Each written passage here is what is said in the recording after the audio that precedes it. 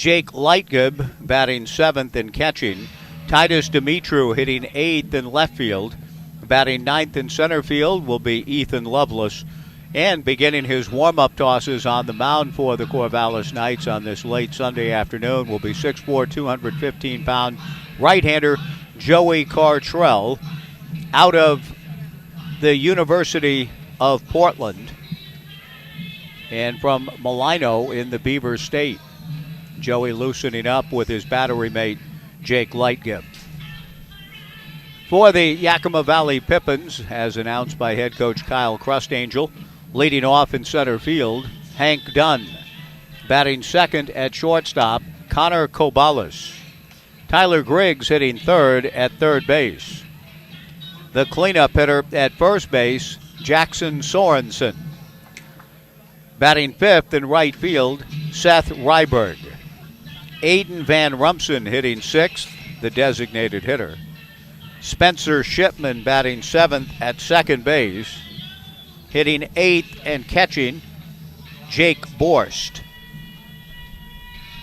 Batting ninth for the Yakima Valley Pippins and playing left field, Luke Roletter. And on the mound will be Michael Splain. Michael getting the start in this series finale with Yakima Valley, trying to salvage one of the 3 games.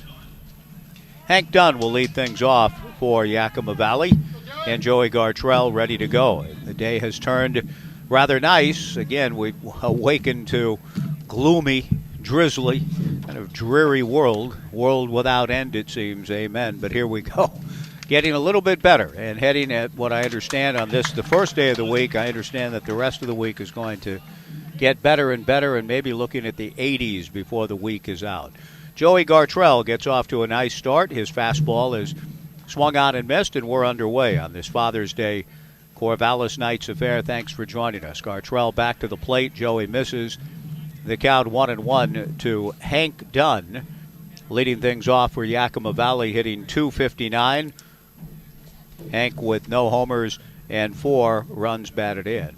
Gartrell rocks, kicks, and comes back, and the 1-1 pitch, a ground ball wide of first, fielded by Kiko Romero. And Kiko, who hit a home run last night to help the Knights on to their 6-1 victory, takes the baseball to the bag himself, and we're underway on a good start for Joey Gartrell, channeling his inner Caden Siegel and pitching to contact to open the ball game. Caden was magnificent in that respect last night.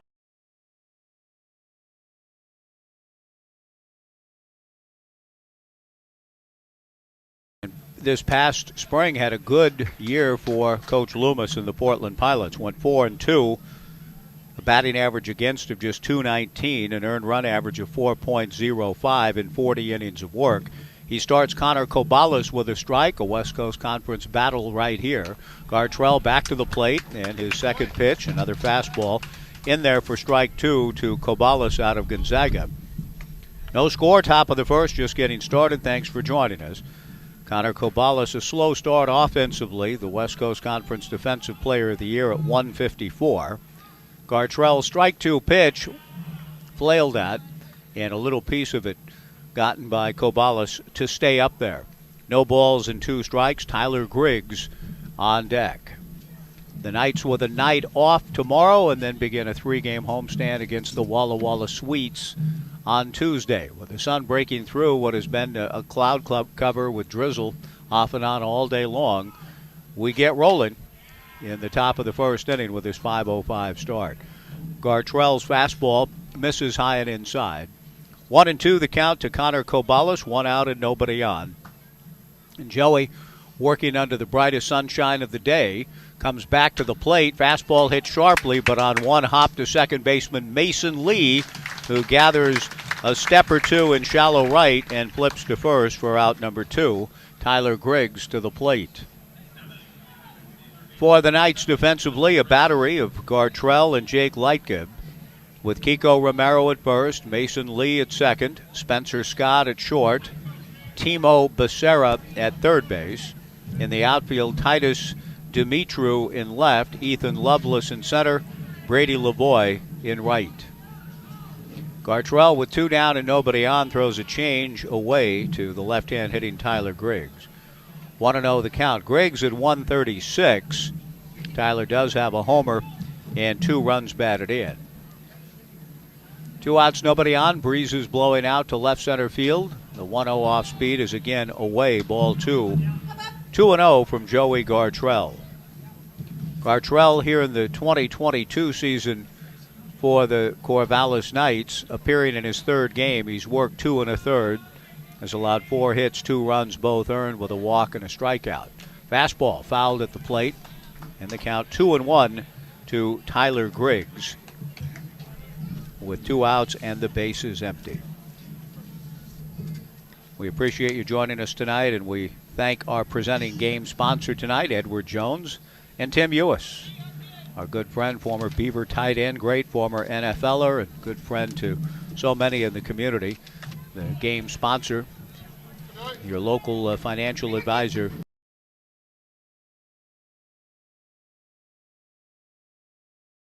Longtime season ticket holder, the late Earl Nutt, before the game. The 2-1 pitch to Griggs misses for ball 3, 3-1. Gartrell back, and the 3-1 pitch, a line drive caught by Mason Lee to retire the side. Griggs hit a rocket that Lee was able to time perfectly on the leap to bring it in for out number 3. Great catch by Mason Lee and a good start for Joey Gartrell. The Pippins go in order to open the ball game after half an inning. Yakima Valley nothing. The Knights coming up on 1240 Joe Radio.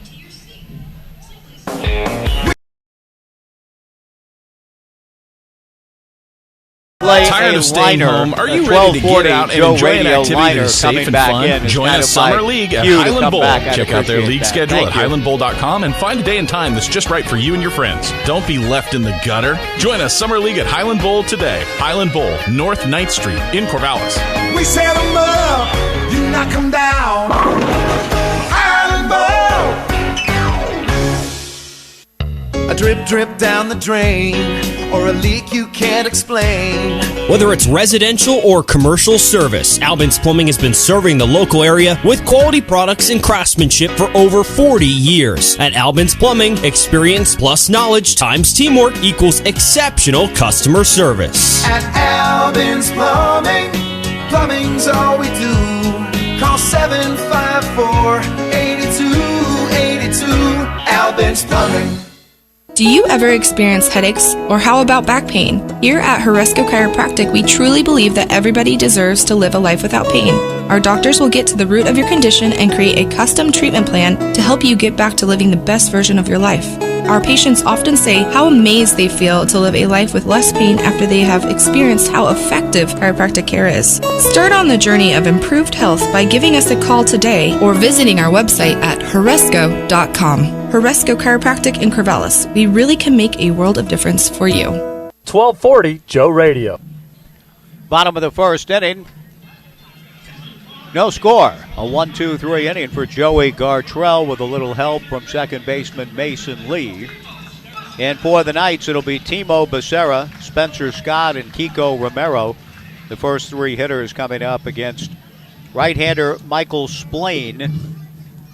Michael out of the University of California, Santa Barbara. Left-hander Michael Splain, pardon me. And the first pitch dropped by his battery mate, Jake Borst, but the home plate umpire calls it a strike. And it was a good pitch. Borst just didn't catch it.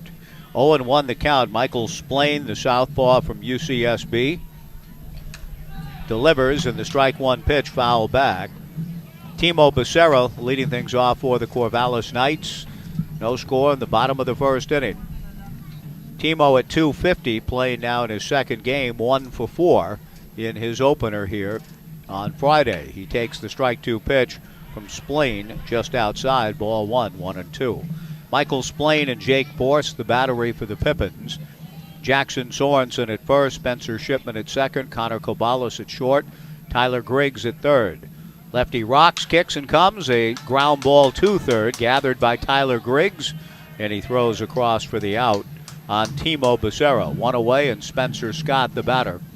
In the outfield for the Pippins, Luke Roletter in left, Hank Dunn in center, Seth Ryberg in right. 330 down both lines at Goss Stadium at Coleman Field. 365 to the alleys and 400 feet to straightaway center, again with breezes blowing out to left center field. Spencer Scott, the Knights team leader in runs batted in with 9. Had 3 in the Knights' victory here on Friday. Did not play yesterday. Takes a first pitch, a called strike, and Spencer Scott talking about it with a home plate umpire. Brooke Knight takes several steps out of the dugout as if to say, really? I guess that was the nature of the conversation with Scott as Splain comes back to the plate. The strike one pitch misses inside. 1-1 the count. Spencer just looked as though he was a young man seeking clarity. Did you really call that a strike? I just want to make sure. Okay, yes, okay. The 1-1 pitch on the way. On the outside corner for a strike, and the count 1-2. Spencer, the club leader in RBIs with 9, hitting .333. 1 out, nobody on, no score. Bottom of the first, Michael Splain rocks, kicks, and comes back. A ground ball off the end of the bat to the second baseman, Spencer Shipman. He fields and throws to first. Both pitchers doing a nice job here early, using their defense. And with 2 down, Kiko Romero, the batter. Kiko walloped his first home run of the season in last night's ball game. He's at .235, has a homer and 5 runs batted in. And it was a beautiful swing to help get the Corvallis Knights on their way to a 6-1 victory in Game 2. Left on left, Splain delivers and misses outside. 1-0 the count. A very touching moment before the ball game with a presentation to the Earl Nutt family, and they're watching the game tonight up in the Omaha room. The 1-0 pitch, low and away, ball 2, 2-0. The Knights honored Earl Nutt, who had been a season ticket holder from year 1, going back to the summer of 2007. He passed away this past April at the age of 87. Earl Nutt and his wife, Margaret, were season ticket holders. Margaret was diagnosed with ALS in February of 2008 and passed away then in August of 2008. The Knights welcomed the Nutt family and the ALS Association to the field before the game. Kiko Romero swinging and missing. 2 balls and 2 strikes, 2 down, nobody on, no score. And the 2-2 pitch, breaking ball, got him swinging. Good-looking stuff from left-hander Michael Splain. So the Nutt family, the granddaughters of the late Earl and Margaret Nutt, Molly, Megan, and Marissa were on the field. And tonight, the ALS Foundation received a check for $40,000 on behalf of their grandfather Earl Nutt in loving memory of their grandma Margaret, and a continued search for a cure. The end of 1, Yakima Valley nothing, the Knights nothing on 1240 Joe Radio. For auto glass solutions, better call the Glass Man. Call 541-760-2277. Call the Glass Man. Need your auto glass repaired or replaced? Need to recalibrate your advanced car safety system? Don't call that 800 number. Call the Glass Man. For auto glass solutions, better call the Glass Man. Call 541-760-2277. Call the Glass Man. Downward Dog across from the OSU campus is serving up cold drinks and tasty food on their sunny patio. Burgers like the Hangover Helper or Double Trouble. If you prefer, substitute a house-made veggie patty and enjoy appetizers, wraps, salads, and sandwiches. And breakfast is served until 2. The food at Downward Dog is made fresh from scratch and locally sourced whenever possible. And they specialize in mouth-watering handcrafted cocktails and thirst-quenching local microbrews. So open 7 days a week from 10 a.m. until 10 p.m. on 23rd and Monroe across from the OSU campus. Locally owned and operated for over 30 years, people in the Mid-Valley have been going to Corvallis Floor Covering. They thank their many friends and customers for your continued support and look forward to working with you on your next remodeling project. Browse through their large showroom with a beautiful selection of carpet, countertops, sheet vinyl, linoleum, tile, hard surface floors, and window coverings from all the popular brands. Corvallis Floor Covering, corner of 2nd and Van Buren downtown, or log on to corvallisfloorcovering.com. Shop local. Shop Corvallis Floor Covering. 1240 Joe Radio. No score to the top of the second inning. Jackson Sorensen working on a 1-1 count. Pulls one sharply on one hop. Back at first at Kiko Romero. Kiko takes it to the bag.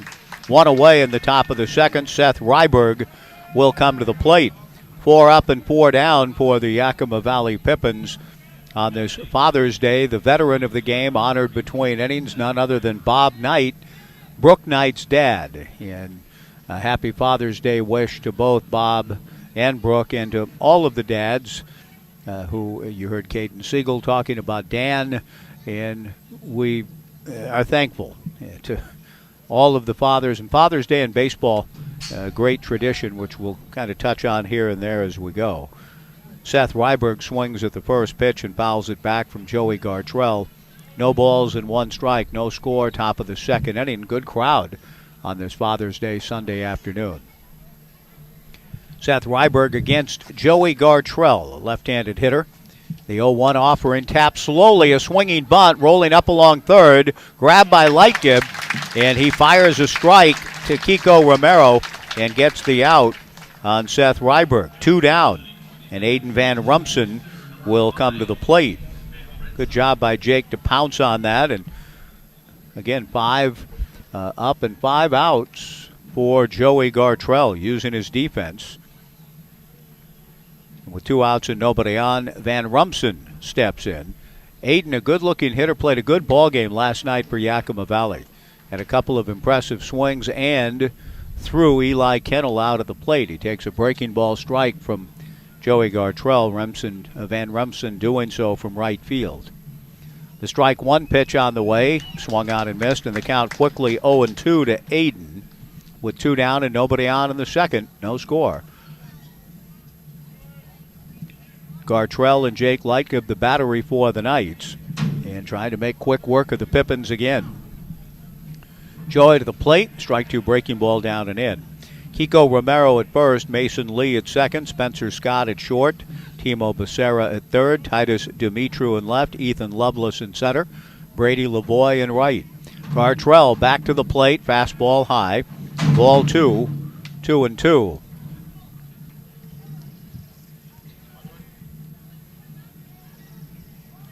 Two balls and 2 strikes with Joey Gartrell.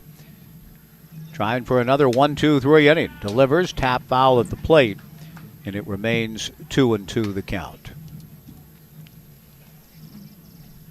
Listening yesterday, Eli Kennel was our pregame guest, and we talked a little bit about his dad. His dad, a farmer, and built a batting cage in the barn, shades of Rapid Robert and Bob Feller and the farm boy in Van Meter, Iowa. The original Field of Dreams, as Feller liked to describe it. 2-2 pitch is down and in to run the count full. 3-2 to Aiden Van Rumsen with 2 outs and nobody on.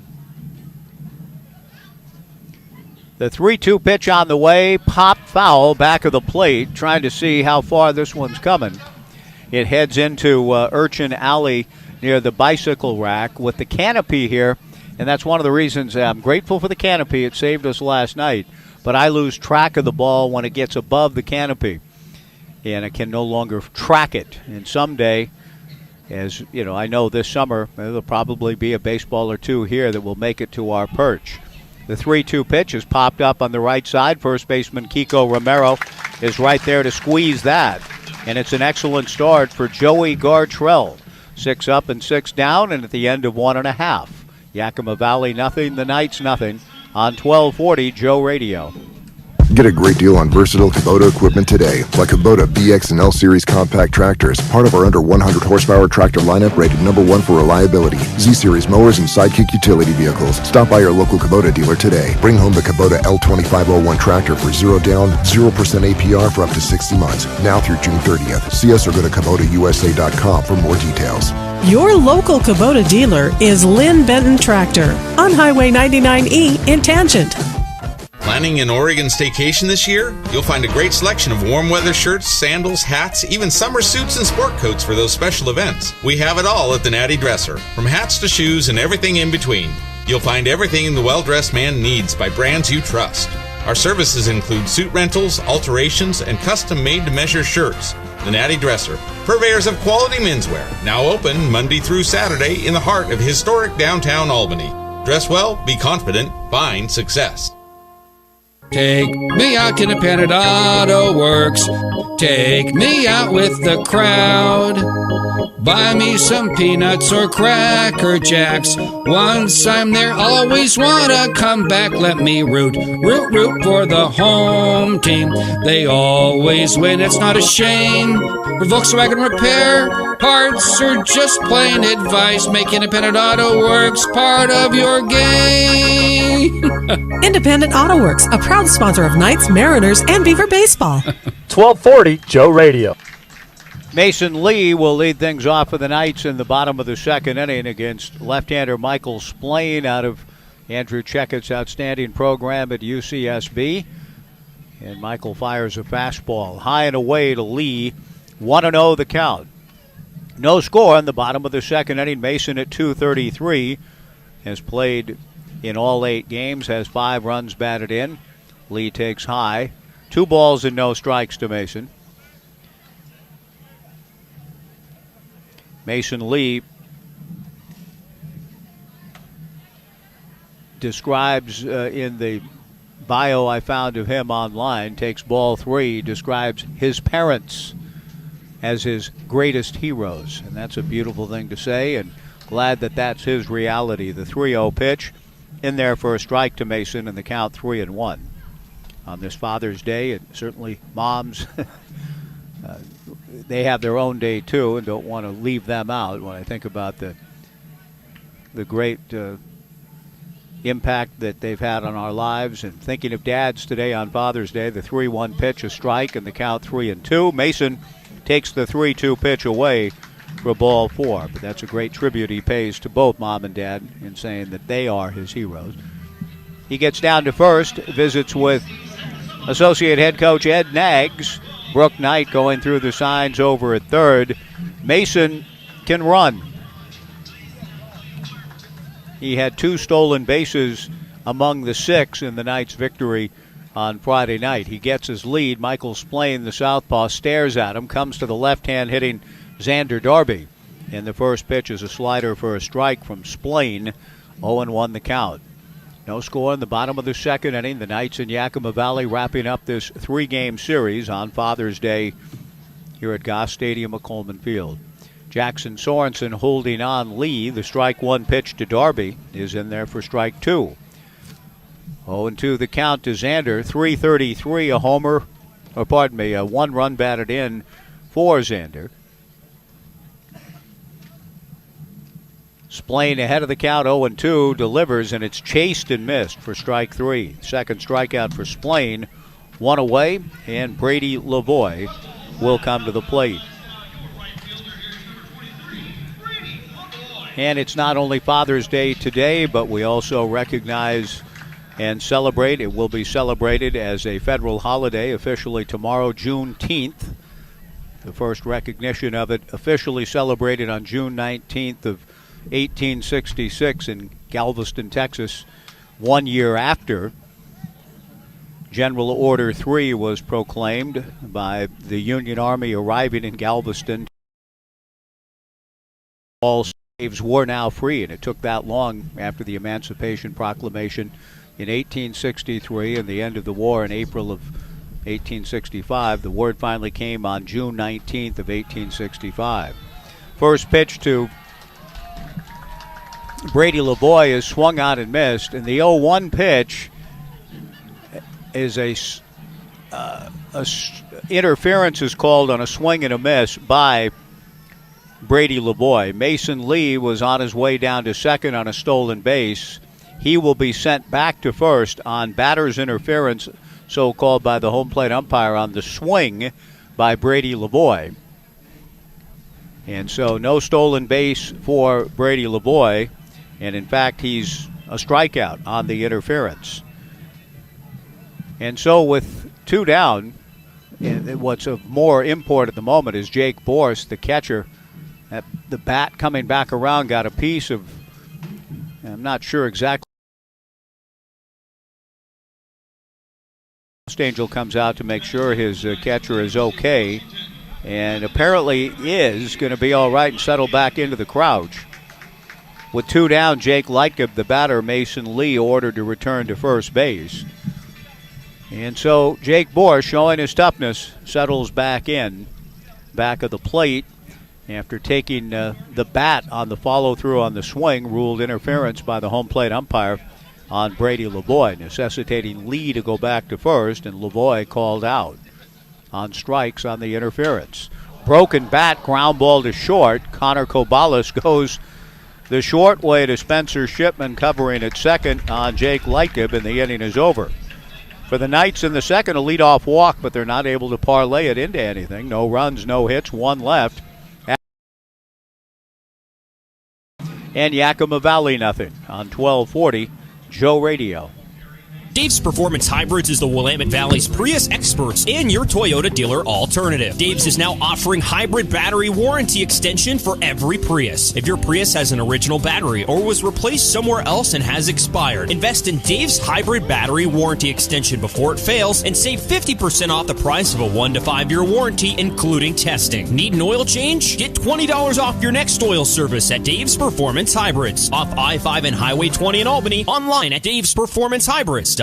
Does your financial advisor take the time to really listen to you? Is your financial strategy personalized for you and your family? Will your financial advisor be there as your life and financial situation change? Hi, I'm former Oregon State athlete Tim Ewis, your Corvallis Edward Jones financial advisor. When we work together, we'll focus on what's important to you. We'll use an established process to create a personalized financial strategy backed by the advice, tools, and resources to help you reach your goals. And we'll partner to help your strategy stay on track. Contact me today, 541-758-8245. Edward Jones, member SIPC.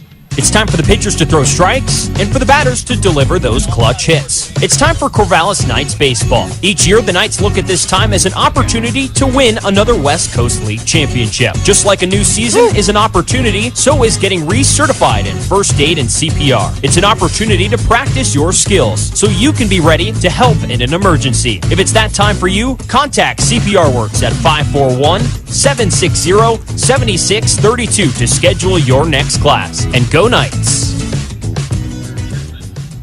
1240 Joe Radio. Joey Gartrell has retired the first 6 Yakima Valley Pippins. He'll try to make it 7 straight as he faces Spencer Shipman, leading things off in this scoreless affair, top of the 3rd inning. First pitch, though, ends that streak. A swing and a base hit back up the middle into center, Spencer Shipman. Jumping on the first pitch, a soft liner into center field. Jake Borst, who just took the bat somewhere on his person on the follow-through on the swing by Brady Lavoie, played on and now will come to the plate for the first time today, the right-hand hitting catcher for Yakima Valley. A leadoff single for Spencer Shipman. He'll be held on by Kiko Romero. Joey Gartrell, the 6'4 right-hander out of Canby High School, delivers. Good fastball for a strike to Borst. 0-1 the count.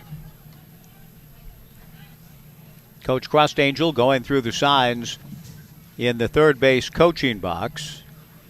The leadoff single for Spencer Shipman, giving something for Coach Crustangel to work with. The strike one pitch is popped foul, and just over the top row of the stands to my right, and the first action on this Father's Day afternoon into Urchin Alley. 0-2 to Jake Borst. Out of the stretch works Joey, reading his battery mate Jake Lightgib. Spencer Shipman gets his lead from first. The strike 2 pitch on the way, off speed and up. Ball 1, 1-2 to Borst. Luke Roletter on deck. Yakima Valley has 12 stolen bases on the season. The leadoff single for Spencer Shipman. And now a pitch hit towards Coach Crustangel. Had the ball go off his right hand and down the line. The count remains 1 ball and 2 strikes to Borst. Spencer Shipman has not attempted a stolen base this season. A throw over there and Spencer back. Just to give you an idea of the Knights and their running proclivities through the years with Brooke Knight, now in his 14th year as the head coach. 22 stolen bases for the Knights through their first 8 games. Shipman getting a little frisky in his lead. Again, draws the attention of Joey Gartrell. And Joey fires over there. Shipman dives back. Jake Borst with a count of 1 ball and 2 strikes. Gartrell set and comes to the plate. Fastball lifted to shallow right field. Brady Lavoie racing in. Going out is Mason Lee, the second baseman. And Mason stays with it to make the catch. 1 away. And Luke Roletter, the 9-hole hitter, will come to the plate. Every night for Knights home games, there is a nonprofit that is able to share its message. I've bought some raffle tickets. I hope you will too if you're in the ballpark and listening, or perhaps on your way in. And I'm getting some details that I'll share with you. The first pitch to Luke Roletter, a looper to shallow left. It'll drop for a base hit and took a funny bounce on Dumitru out in left, who had to backhand it off the turf. So a couple of soft singles for the Yakima Valley Pippins here in the top of the 3rd inning. Stopping at second base on the play was Spencer Shipman. And so now the Yakima Valley Pippins, who are hungry for victory, have not beaten the Knights yet in 5 tries here in 2022, have a chance to get on the board first. Runners at first and second, and nobody out for Hank Dunn. 1 out, first and second. The leadoff hitter who grounded out to first in his first at-bat looks at a breaking ball down and away, ball 1 from Joey Gartrell. Keitha's Kitty Rescue is the nonprofit and the beneficiary tonight of the raffle, and hope that you'll buy some tickets to support a very worthy effort on the part of Keitha and her staff. Keitha just handed me her card and gave me a little information about what they do. Fastball missing high and inside. They take the medically needy kitties to their, they educate, they take rescue cats in, they try to educate for spay and neutering, and this year alone they've spent over $30,000 in veterinarian expenses in helping kitties deal with a lot of very difficult issues. A line drive, backhanded on a diving catch by Spencer Scott, throws back to Mason Lee, double play, and the inning is over. Tremendous diving catch by Spencer Scott, and he turns it into a 6-4 double play ball to retire the Pippins and get out of a bit of a threat in the 3rd. What a play by Spencer Scott. He and Mason Lee have both made dazzling plays, with perhaps Scott's a little bit higher on that dazzle meter. Great catch, diving to his right. A 6-4 double play on the line drive. No runs, 2 hits, 1 left. And after 2.5, it remains 0-0. The Pippins and Knights on 1240 Joe Radio. If you feel you're overpaying on your taxes and you're not as profitable as you should be, you're not alone. At Tax and Wealth Management in Corvallis, they can help, because that's what they do. They work with individuals and business owners to lower your taxes, increase your profit, and manage your cash flow. They provide bookkeeping and payroll services too. Give them a call at 541-753-4185. That's 753-4185. And get in the game. Tax and Wealth Management in Corvallis, your hometown tax team. And go Beavs. Are you a veteran living in Lynn County? You qualify for benefits that you earned. Home loans, disability compensation, health care, transportation, and more. You've earned them. Use them. Call 541-967-3882 and let Lynn County's Veteran Services help you. Do you know a veteran living in Lynn County? Help them call 541-967-3882. Lynn County Veteran Services can help them take advantage of benefits they earned. Lynn County Veteran Services, serving our local veterans. This is Mike Parker for Even Flow Plumbing, your trusted award-winning plumber for the Mid-Valley. Even Flow specializes in complete plumbing and drain cleaning solutions for residential and commercial jobs. They treat your home like it's their home, and their flat rate pricing means no surprises at the end of the job. Even Flow takes pride in doing the job right the first time. Just call 541-738-8853 for all your plumbing needs. When you need a pro, go with the flow. Even Flow Plumbing. 1240 Joe Radio. Titus Dumitru leads things off against Michael Splain, bottom of the 3rd, no score. Dumitru has worked the count his way, 2 balls and a strike against left-hander Michael Splain. The 2-1 pitch, a check swing on appeal, no swing. says the base umpire. And the count goes to 3-1 to Titus.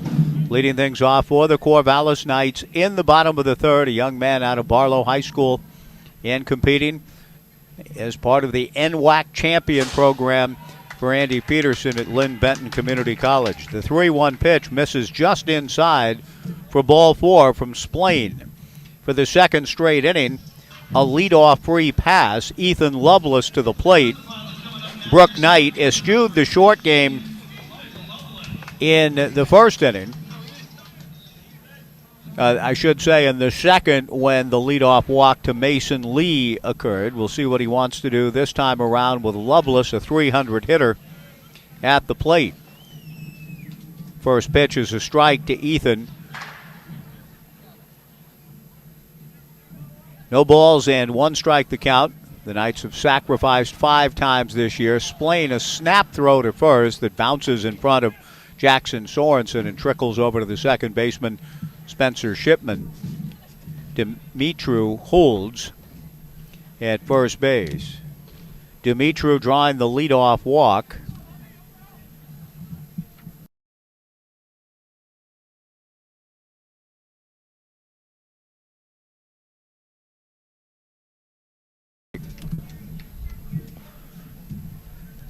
If you play for the Corvallis Knights,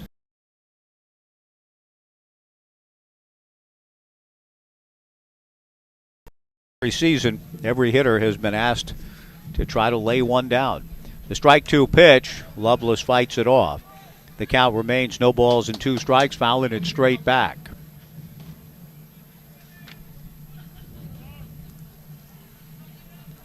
Oh, 0-2 the count, bottom of the third inning. Father's Day baseball at Goss Stadium at Coleman Field between innings. Was able to talk to my youngest daughter, who asked, where are you, Dad? At the ballpark. Where else would I be? It's a common experience on Father's Day through the years, but she's going to come by. She says she has a Father's Day gift for me, so she's going to come by the ballpark. I look forward to that. Pitch missing high and away, 1-2 the count. No score in the third. There goes Dimitru. The pitch is high, and the throw is even higher into center field, but backing it up is Hank Dunn. And holding at second base, Dimitru picking up the steal, his first, and the Knights, as they do from each season, they run and run effectively. That's 23 stolen bases now on the year through 8 games plus. The count, meanwhile, 2 balls and 2 strikes to Ethan Lovelace. Timo Becerra on deck. Out of the stretch works Michael Splain and comes 2-2. Swung on and missed. Strike 3. Tough matchup for left-handed hitters, no question about that. And that's a strikeout, bringing Timo Becerra to the plate. 4 strikeouts for Splain. Becerra grounded to third in his first at-bat. And I saw Dan and Bridget Kammerzelt at the ballpark here a little bit earlier. Don't know where they've moved to, but Dan was one of my daughter's teachers at Corvallis High School a few years back, so I'm hoping that I can relocate them. Too many people in the crowd, and that's a good thing. But they were here adjacent to where I'm sitting. I think, no, that's not him. If anybody knows Dan and Bridget Kammerzelt, send them up our way, please. A balk, I think, has been called, or I'm not sure what's going on, whether we have Dimitru hurting a little bit. I think that is the case. Michaela, the athletic trainer, comes out to take a look at Titus. Titus's his right cleat, his shoe has busted. And so Michaela, who has athletic tape to deal with injuries primarily, now playing kind of a cobbler's role here and taping up the shoe, which popped open apparently on the slide into second by Titus Dimitru. So nice work by Michaela,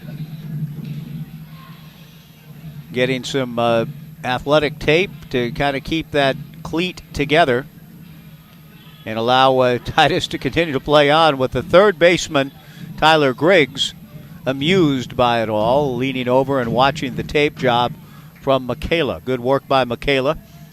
Titus Dimitru stays in the game with the shoe taped up. He gets his lead. It stands out. There's no doubt about it. Nice bright white tape standing out on his right foot as he gets his lead from second. The pitch on the way to Timo, a chopper to shortstop. Connor Corvallis up with it, throws to first, just in time for the out. Close. Corvallis, an outstanding defender. A little bit, I thought, a little mechanical and a bit slow on getting rid of the ball. And Brooke Knight not pleased with the call. And Brooke doesn't seem to be especially happy with a number of things that have gone on here early. We're scoreless in the bottom of the third. Spencer Scott grounded to second in the first inning, trying to pick up Titus Dumitru from second. And a little bit of that old Oakland Athletics Rick Monday look, at least on the front of his right cleat in the bright white. The pitch on the way to Spencer. Good fastball from Splain, a strike. 0-1 the count. No score in the bottom of the third inning.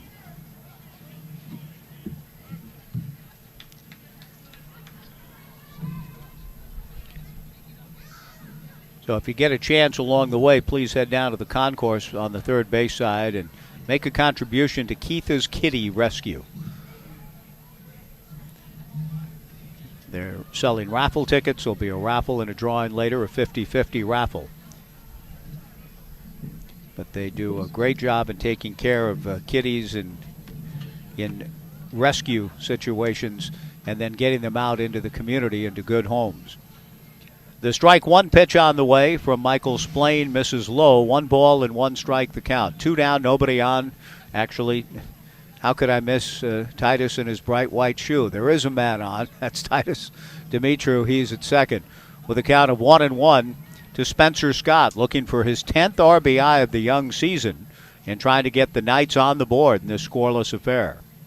Splain from the stretch. Michael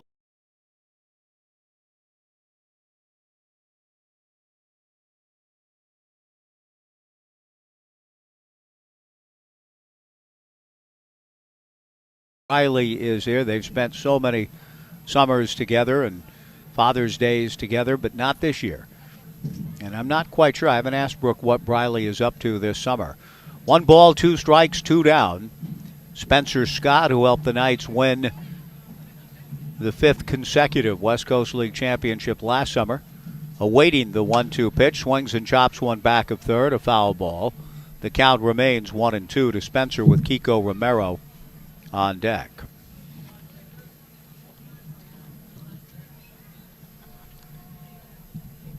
The greatest achievement probably in Major League Baseball history on Father's Day, and I don't think it doesn't need to be qualified.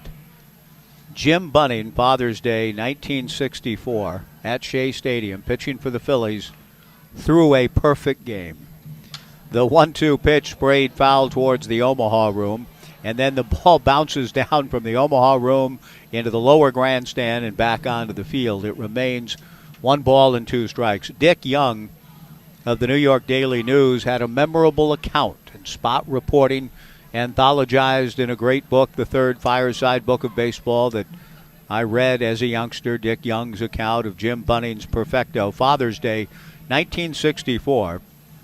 And the late great Hall of Famer Jim Bunning had his wife and daughter in the stands watching. The pitch on the way, missing down and in to Spencer Scott. 2 balls and 2 strikes. The Bunnings had made the road trip from Philadelphia into New York. New York City had the World's Fair in 1964.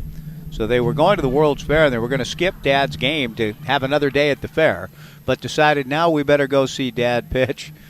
And so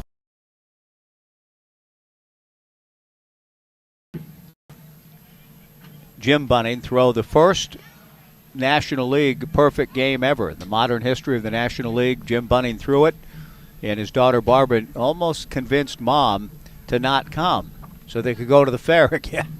But they showed up.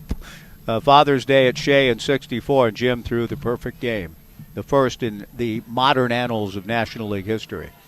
The pitch missing to Spencer Scott, 3 balls and 2 strikes. Dumitru at second, 2 down. The 3-2 pitch to Spencer outside for ball 4. Now Michael Splain had a base to play with. Now, he was going right after Spencer Scott. I don't think there's any doubt about that. However, with that base to play with and a left-handed hitter coming up behind Spencer Scott, Splain may, in the long run, like this matchup a little bit better than against a guy in Spencer Scott who has 9 RBIs. Kiko's home run last night notwithstanding. 2 on and 2 out in the bottom of the third, no score. Out of the stretch works Splain, and Michael's pitch to Kiko is swung on and missed. 0-1 the count.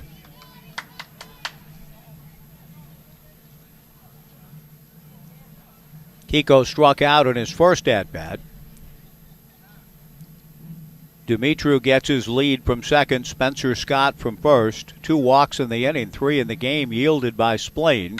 Comes back with the 0-1 pitch, and Kiko Romero, a high fly to shallow right field. Seth Ryberg with the wind carrying it, comes in, stays with it, has to move to his right, but he does to make the catch, and the Knights leave 2 in the third. No runs, a hit, 2 left. At the end of 3, it remains Yakima Valley nothing, the Knights nothing. On 1240 Joe Radio. If you're fed up with dirty grout lines, maybe it's time to consider cultured marble. Hi, I'm Katie Albin at Albin's Plumbing in Corvallis. Cultured marble is an affordable way to get the look of marble, and the best part is, no grout lines, affordable and easy to maintain. Come by our showroom on 9th Street in Corvallis and see the beautiful look of cultured marble. At Albin's Plumbing, plumbing's all we do.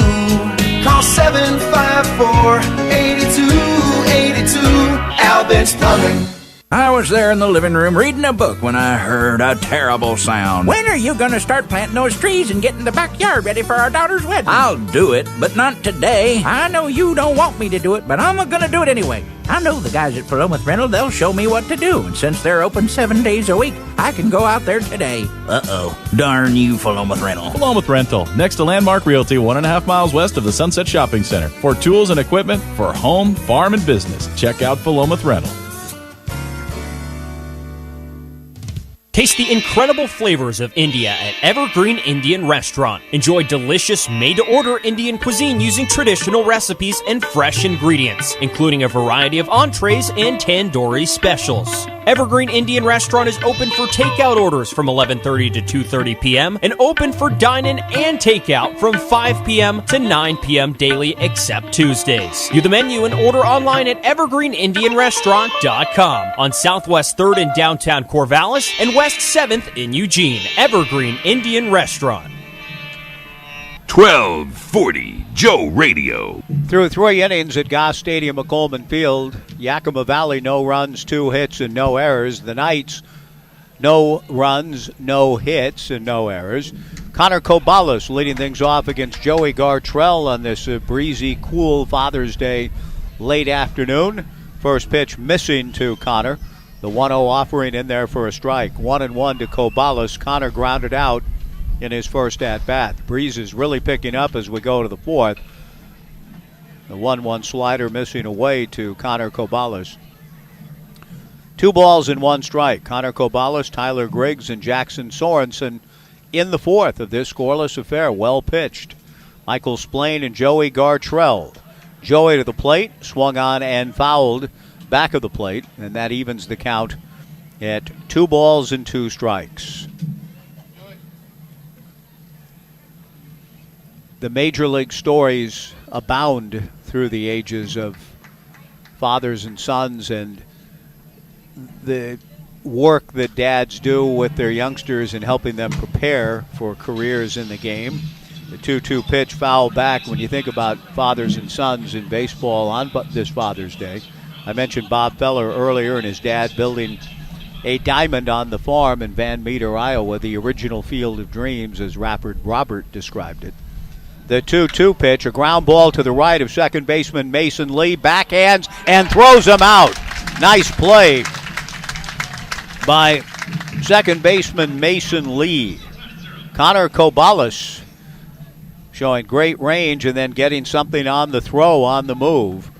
Moving to his right and got on top of it enough to throw a strike to get Corvallis. 1 away, and Tyler Griggs, the hitter.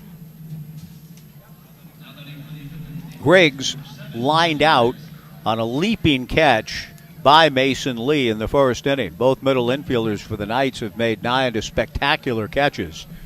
The first pitch change, swung out and missed. Tyler Griggs out in front, 0-1 the count. Very poignant stories with fathers and sons, Mutt and Mickey Mantle, the education of a ball player. Mutt bringing tears to Mick's eyes as a youngster, making him learn how to hit. As a switch hitter, ground ball back at first. Mick, a natural right-handed hitter, and his dad making him take those swings from the left to the point of Mickey wanted to give up the game. He couldn't do it. Cried and cried. But Mutt Mantle, who named Mickey Mantle after the great Mickey Cochran, Mutt's hero, said, no, you're going to do it, son, and stayed after him. And Mickey Mantle, the greatest power-hitting switch hitter ever. The pitch on the way, foul-tipped and held, strike 3. The hitter, Tyler Griggs, is saying that ball bounced into the mitt of the catcher, Jake Lightgib. Jake sold the idea that he caught the ball on the swing and the tip, and now Coach Crustangel coming down the line to implore the home plate umpire to ask for help. Did the ball hit the turf before bouncing into Lightgib's mitt? And Tyler Griggs is so sure about that, he's just staying at the plate, and indeed he will stay. It's not a strikeout. Jake Lightgib says, look, I caught that thing. You just got talked into something. Now, Brooke Knight, who's not been pleased with the umpiring tonight at all, is coming out to state his case. You're saying you're going to trust that guy from where he was down there to see a ball that was right in front of you, that you're going to let him tell you that the ball hit the turf? Brooke is not pleased about this turn of events, and if Tyler Griggs gets on base, he'll be even more perturbed about it. Brooke has seemed a little bit perturbed with some of the calls here in this young ball game. We're in the fourth, no score. Tyler Griggs with a count of no balls and 2 strikes. Joey Gartrell just trying to brush it off and get the out anyway. 1 out, nobody on in the fourth of this scoreless ball game. Fastball up, ball 1, 1-2. But Tyler Griggs was quite convinced that the ball had bounced up. And from here, from my vantage point, it looked as though that may have been the case, to be honest with you. The 1-2 pitch on the way from Gartrell is a line drive to left field. Dimitru right there to make the catch. So all is well. 2 down. Jackson Sorensen will be the hitter.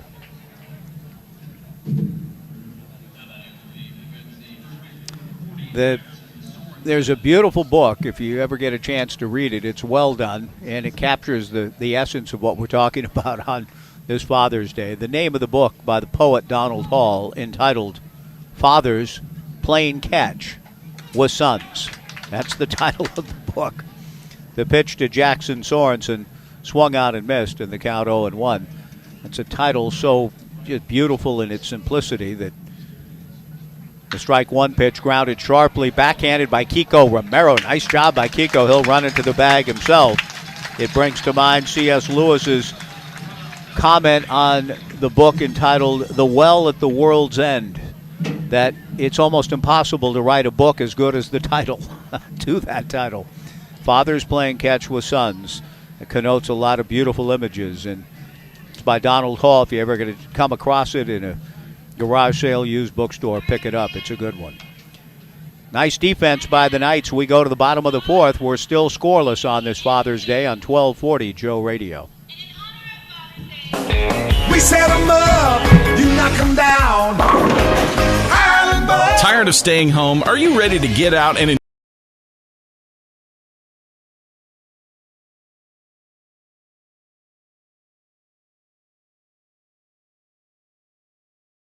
Highland Bowl?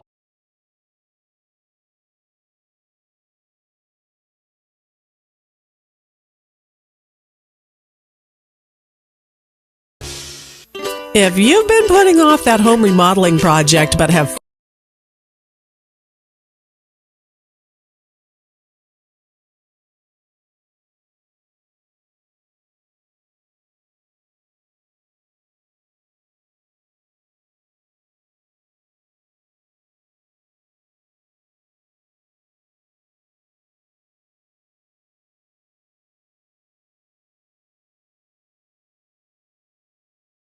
At Thai Express, they've learned that when you treat your taste buds right, great things happen. Come and experience traditional Thai recipes with a sprinkle of New World creativity, like pad Thai, a curry, fried chicken dumplings, or one of their delicious soups, all customized to your taste. Thai Express is in Corvallis on 9th Street, behind Little Caesars. They're open for dine-in or visit their drive-thru. Don't be shy. Give them a Thai. Thai Express, locally and veteran-owned.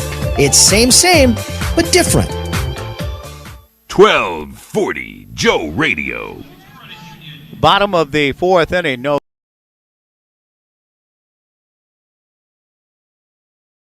Bringing me, it looks like some English toffee. Okay, that's good. A beautiful flower arrangement. I'm going to ask Amy over here, do you know what kind of flowers these are? I'm not a horticulturalist. They're beautiful. Do you know what they're called?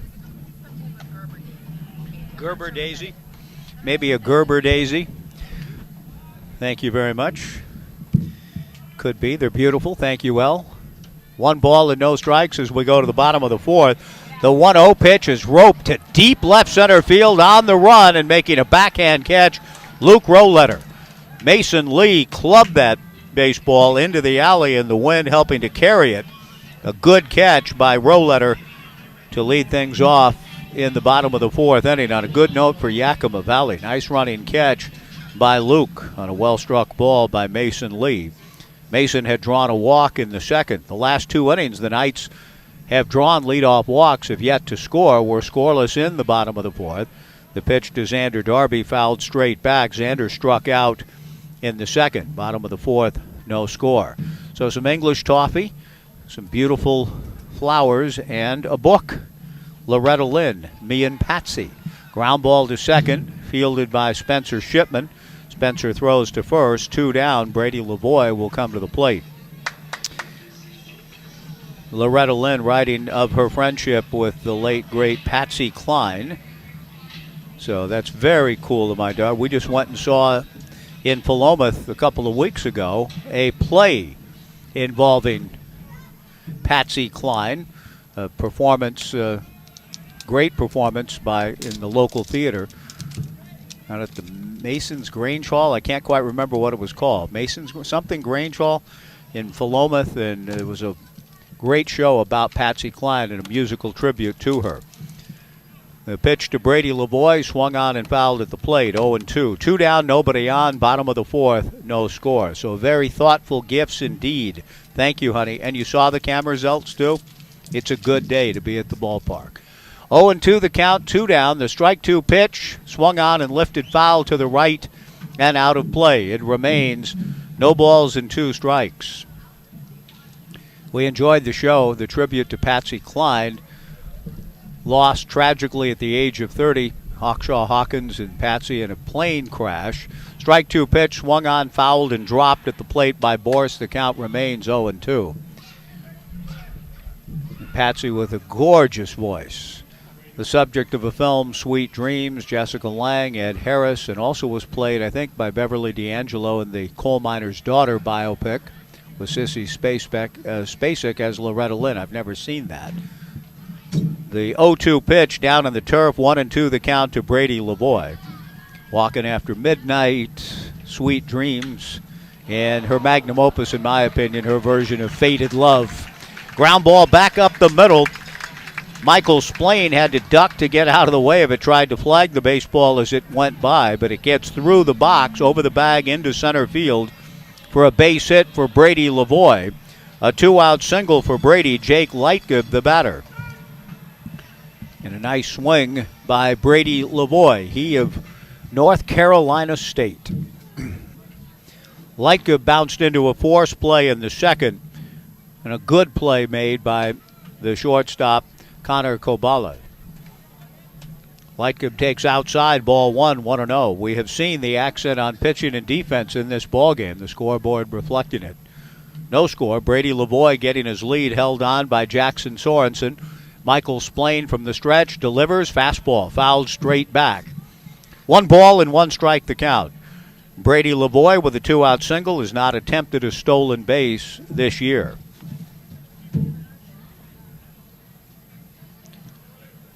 Michael Splain has got all the way in this well-pitched affair. 1 ball and 1 strike the count. The left-hander settles in, comes to the plate, lifted in the air to left field and shallow. Luke Roletter coming in, and he's there to make the catch, and the Knights go quickly in the bottom of the 4th. The 2-out single from Lavoie notwithstanding. Through 4 on this Father's Day ball game at Goss. Yakima Valley nothing, the Knights nothing on 1240 Joe Radio. For auto glass solutions, better call the Glass Man. Call 541-760-2277. Call the Glass Man. Need your auto glass repaired or replaced? Need to recalibrate your advanced car safety system? Don't call that 800 number. Call the Glass Man. For auto glass solutions, better call the Glass Man. Call 541-760-2277. Call the Glass Man.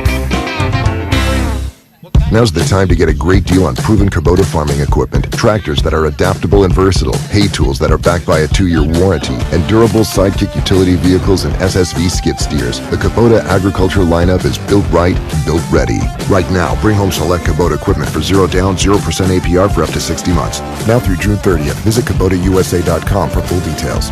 Your local Kubota dealer is Lynn Benton Tractor on Highway 99E in Tangent. Do you ever experience headaches, or how about back pain? Here at Horesco Chiropractic, we truly believe that everybody deserves to live a life without pain. Our doctors will get to the root of your condition and create a custom treatment plan to help you get back to living the best version of your life. Our patients often say how amazed they feel to live a life with less pain after they have experienced how effective chiropractic care is. Start on the journey of improved health by giving us a call today or visiting our website at horesco.com. Horesco Chiropractic in Corvallis. We really can make a world of difference for you. 1240 Joe Radio.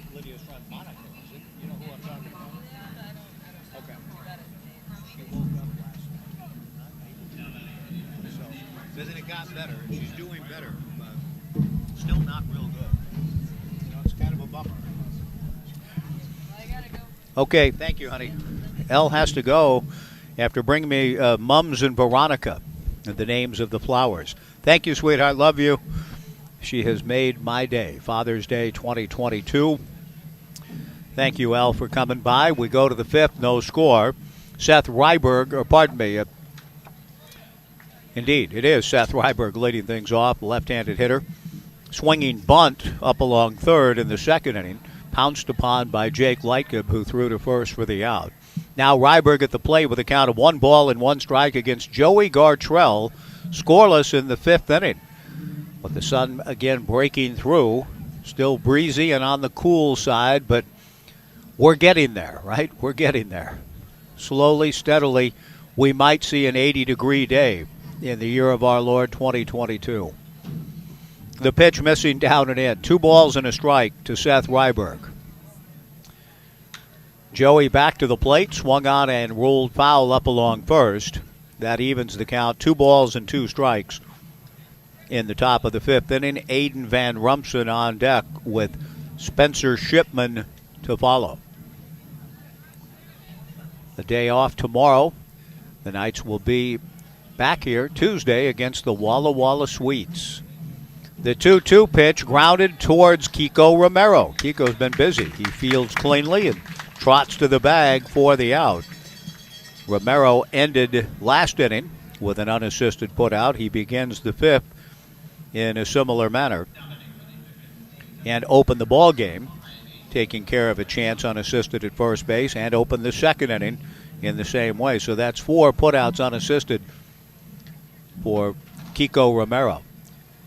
Aiden Van Rumsen, the batter, swings at the first pitch and doesn't get it. 0-1 the count. Aiden popped out to Kiko Romero in his first at-bat. Busy day on the diamond for Kiko. No score, top of the 5th. Gartrell back to the plate. Joey's breaking ball misses down and away. 1 ball and 1 strike the count. Good crowd on this Sunday afternoon. Early start, 5:05. Started last night at 7:05. Ended up drawing 1,600 plus.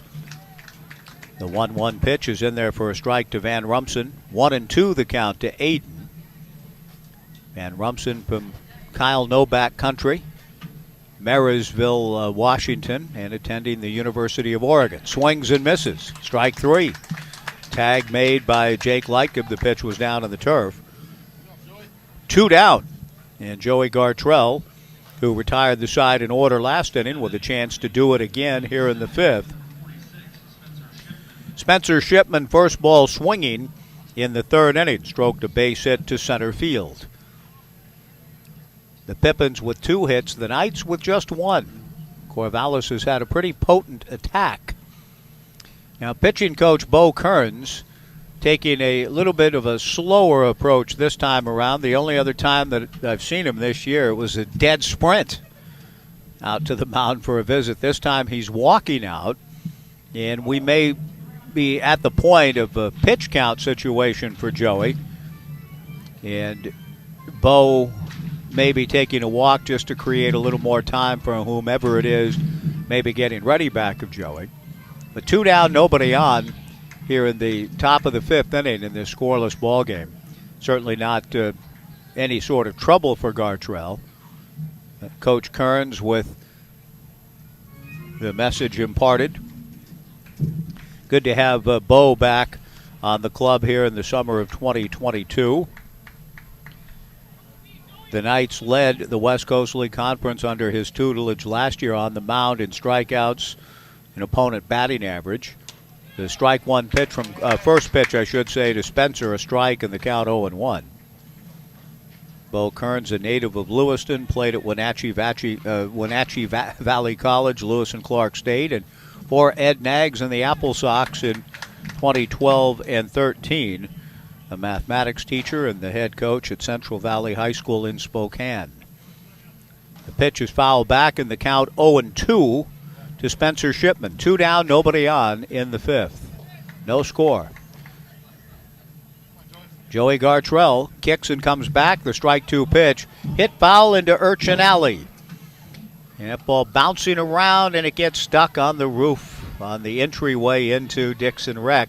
And the kids are going to go a-climbing. Unbelievable what these kids do back here. The ball goes on top of a roof, and they create almost a human ladder. The strike 2 fastball taken, strike 3 called to retire the side, trying to get up on the roof and get the baseballs. A little bit dangerous, it looks to me, but that's the old dad looking at it that way. I won't intervene, but I'm tempted to. Get down. What's what dads do.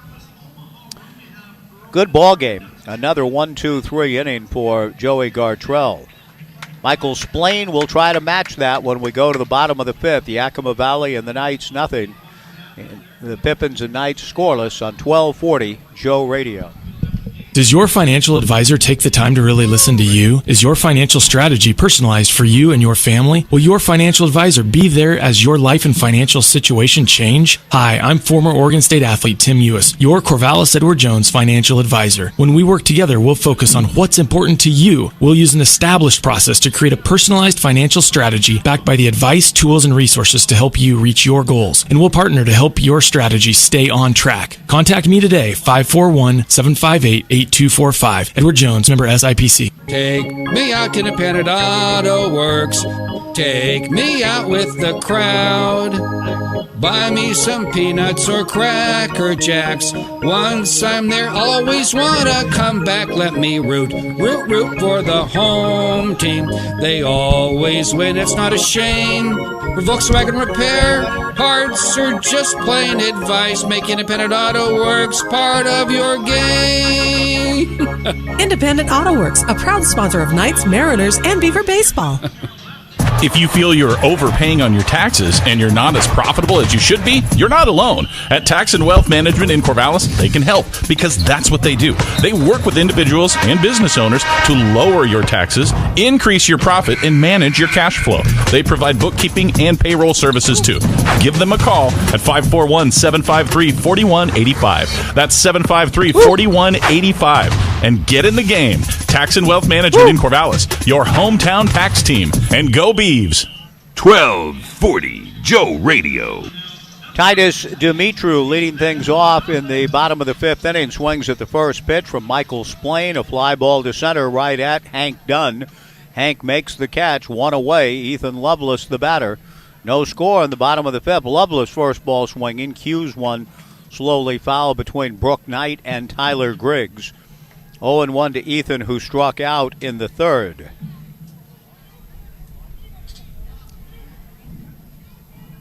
Michael Splain and Joey Gartrell locked into a strong pitcher's duel on this Sunday evening.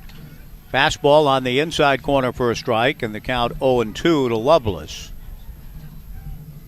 4 strikeouts for Michael Splain. He's allowed just one base hit. Brady Lavoie last inning. The 0-2 pitch to Lovelace. Fastball just outside. Ball 1-2. I'm happy to report that the youngster was able to get up, climb up, grab the baseball, and jump back down. It strikes me as a slightly daring and even dangerous affair. But they're still at it, trying to get up there and climb up for more baseballs on the roof. The pitch to Lovelace is fouled away again. 1-2 the count. 1 out, nobody on. Bottom of the fifth, no score. Splain delivers. Fastball outside. 2 balls and 2 strikes to Ethan Lovelace. Back to the top of the order, and Timo Becerra on deck.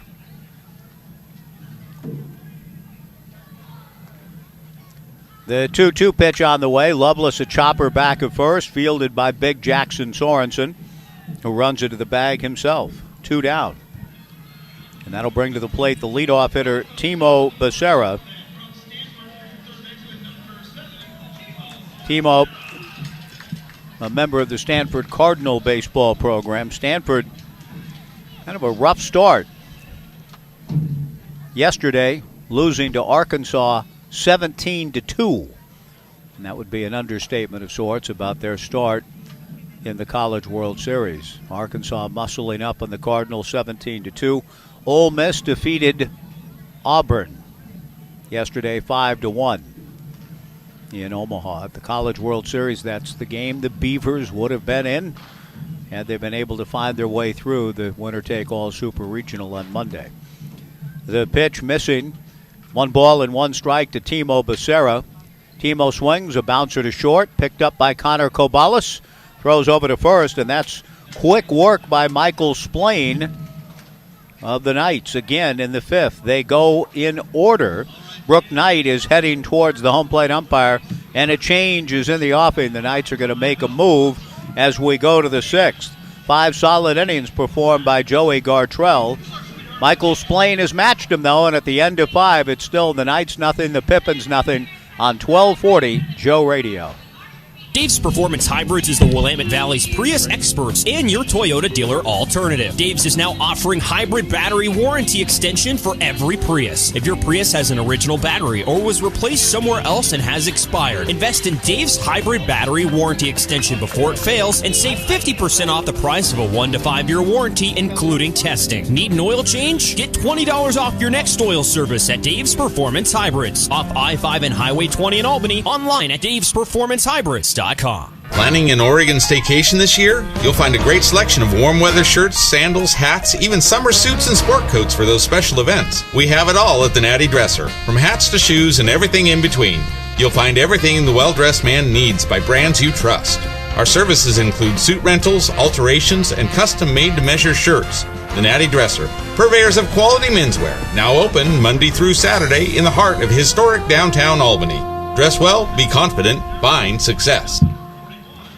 It's time for the pitchers to throw strikes and for the batters to deliver those clutch hits. It's time for Corvallis Knights baseball. Each year, the Knights look at this time as an opportunity to win another West Coast League championship. Just like a new season is an opportunity, so is getting recertified in first aid and CPR. It's an opportunity to practice your skills so you can be ready to help in an emergency. If it's that time for you, contact CPR Works at 541-760-7632 to schedule your next class. And go Knights. 1240 Joe Radio. The new pitcher for the Corvallis Knights, big right-hander Caleb Cantola. 6'7", 200-pounder from Lipscomb and from up the road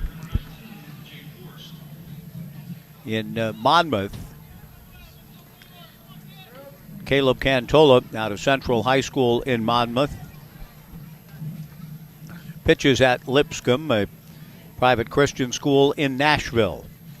And the big right-hander's first pitch to Jake Borst. Fastball fouled straight back. 0-1 the count. No score, top of the 6th inning. Under what is now the brightest of sunshine we've experienced today. The lights are on. What has been mainly a cloudy, occasionally drizzly, gloomy kind of day. The sun breaking through here now. A little bit, about 6:19 on this Sunday evening. The strike one pitch from Caleb Cantola is in there for strike 2. 0-2 the count.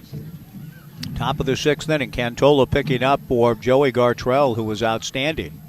Scoreless 5 innings. Change, swung on and missed, strike 3. And Jake Borst goes down swinging. A good start for Caleb Cantola, making his second appearance. 2 innings, a hit with 2 walks and a strikeout. Luke Roletter, a base hit to left field in the 3rd. The Pippins with 2 hits. The Knights have just 1. And Big Caleb comes to the plate. Fastball high, ball 1, 1-0. Hank Dunn on deck.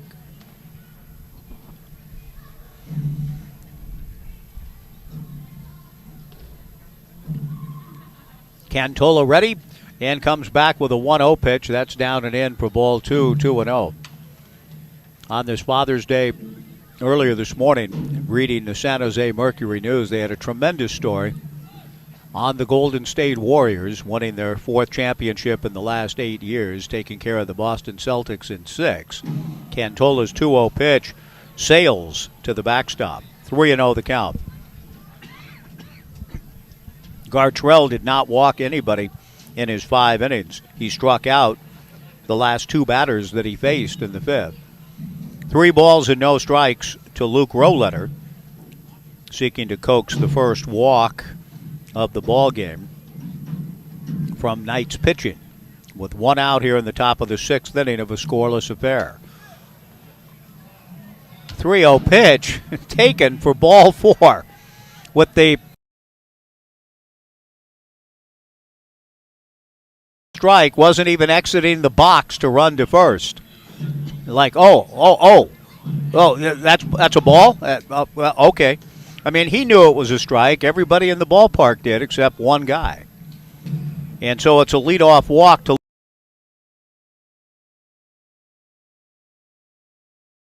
Hank Dunn. As I just proved, though, and do every moment of my life, indeed, we all stumble and make mistakes in many ways, and who can understand his errors, and et cetera, et cetera. So, yes, I apologize. But he did err on not calling the pitch a strike. The first pitch to Hank Dunn, a strike. 0-1 the count, no score in the 6th. A 1-out walk to Luke Roletter, held on by Kiko Romero. Big Caleb Cantola throws to first, and he nearly had him picked off. In fact, did. But the throw was a little bit wide of Kiko Romero. Roletter was venturing out and leaning, and Cantola just missed picking off Luke Roletter. In fact, had him dead to rights.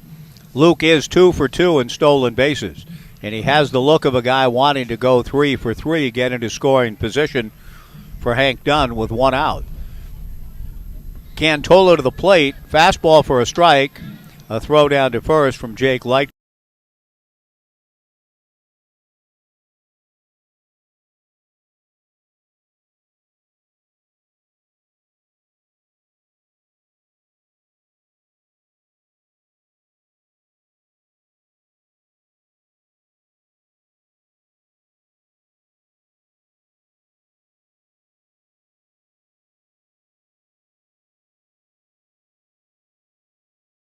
Four members of the Golden State Warriors whose fathers were all present in Boston for the title. Del Curry for Steph, Michael Thompson, former Blazer great, beloved Portland Trail Blazer. Michael Thompson for Clay. Cantola's strike 2 pitch, very high, another throw down to first, and getting back again, Luke Roletter. Andrew Wiggins with his son, his father, Mitchell Wiggins. Andrew Wiggins and Mitchell able to celebrate Father's Day a day early. And our own Gary Payton and GP2. GP2, a member of the Golden State Warriors NBA title team. A throw to first, and this time Cantola does have him picked off. Romero throws to Spencer Scott, who makes the tag, and Roletter is out. Boy, the Knights did a great job on him. They were intent to get him, weren't they? And Caleb Cantola, a couple of throws over. Jake Lightgub, a couple of back picks. And then Cantola times it up perfectly, and Roletter, with too big of a lead from first, is picked off with a putout going 1-3-6 on the caught stealing on Luke Roletter for the second out of the inning. Nice job by the Knights. And now Cantola with a count of 1 ball and 2 strikes to Hank Dunn, trying to put another 0 up. His breaking ball is taken, strike 3 called, and the inning is over. A 1-out walk issued by Caleb Cantola, but he takes matters into his own hands, gets a pickoff and a strikeout to end the inning. And we go to the bottom of the 6th. It's still the Knights nothing, the Pippins nothing on 1240 Joe Radio. Are you a veteran living in Lynn County? You qualify for benefits that you earned. Home loans, disability compensation, health care, transportation, and more. You've earned them. Use them. Call 541-967-3882 and let Lynn County's Veteran Services help you. Do you know a veteran living in Lynn County? Help them call 541-967-3882. Lynn County Veteran Services can help them take advantage of benefits they earned. Lynn County Veteran Services, serving our local veterans. We set them up, you knock them down. Tired of staying home? Are you ready to get out and enjoy an activity that is safe and fun? Join a summer league at Highland Bowl. Check out their league schedule at highlandbowl.com and league at Highland Bowl today. Highland Bowl, North 9th Street in Corvallis. We set them up, you knock them down.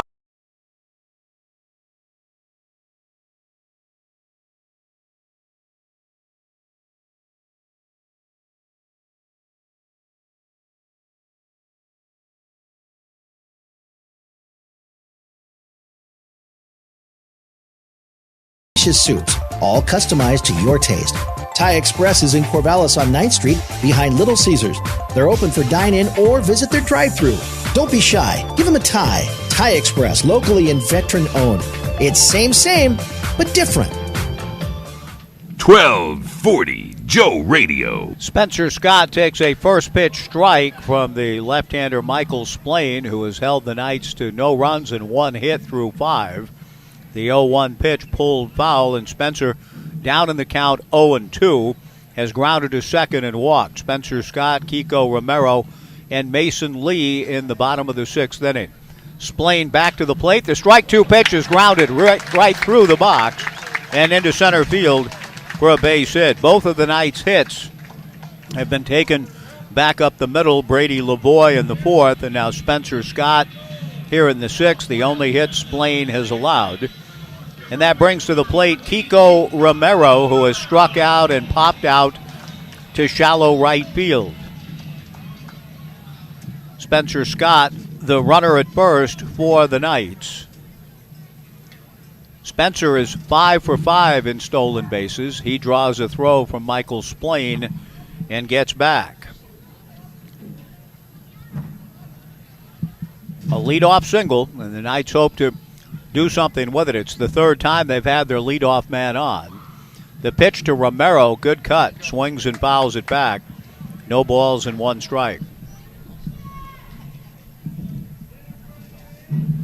We'll be back at it Tuesday night, right back here at Goss Stadium at Coleman Field. The Corvallis Knights in the first of 3 with the Walla Walla Sweets. Romero misses a bunt attempt on the 0-1 pitch and is behind the count 0-2. 6:35 here at Goss, Tuesday, Wednesday, and Thursday. The Bellingham Bells in town Friday, Saturday, and Sunday. And next week, the first ever meeting between the Knights and one of the 4 new franchises, the Springfield Drifters in Springfield, next Tuesday, Wednesday, and Thursday. Romero swings at the 0-2 pitch and fouls it off. It remains no balls and 2 strikes. A leadoff single for Spencer Scott. The count now 0-2 to Kiko Romero. Michael Splain out of the stretch. The lefty delivers, and Romero does a good job to fight it off. Gets a piece of it to stay alive. No balls and 2 strikes to Kiko. Mason Lee next.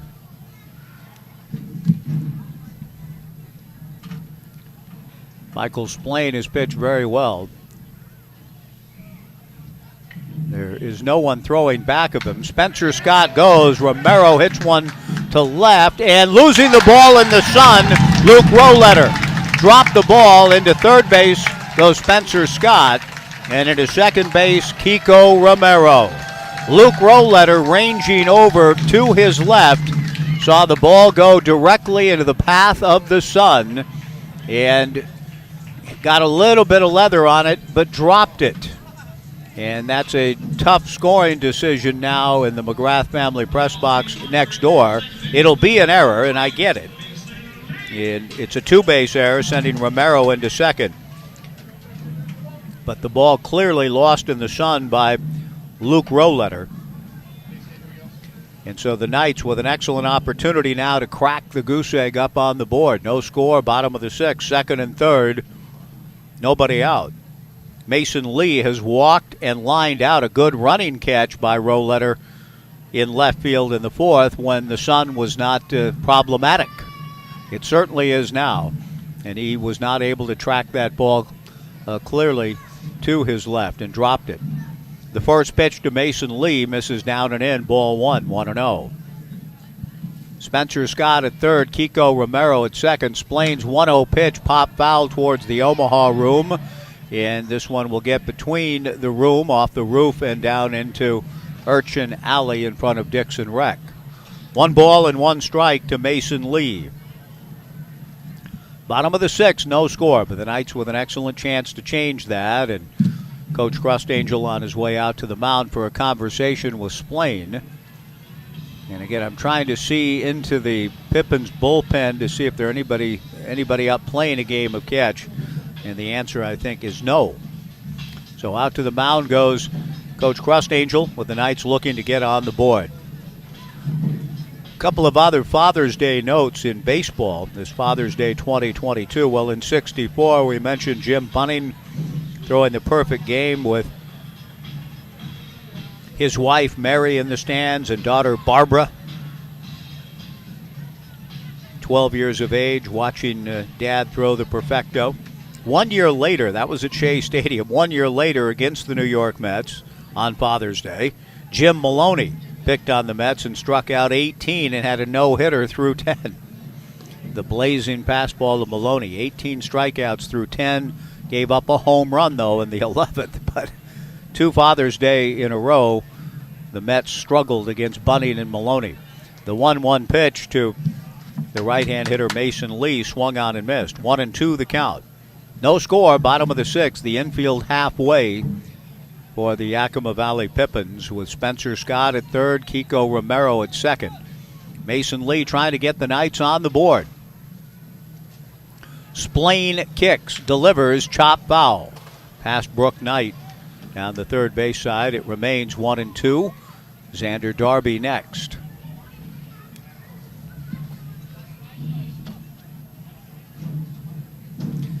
But again, the Warriors winning a title, and 4 proud papas who had played in the NBA. GP2, Del Curry, Mitchell Wiggins, and Michael Thompson.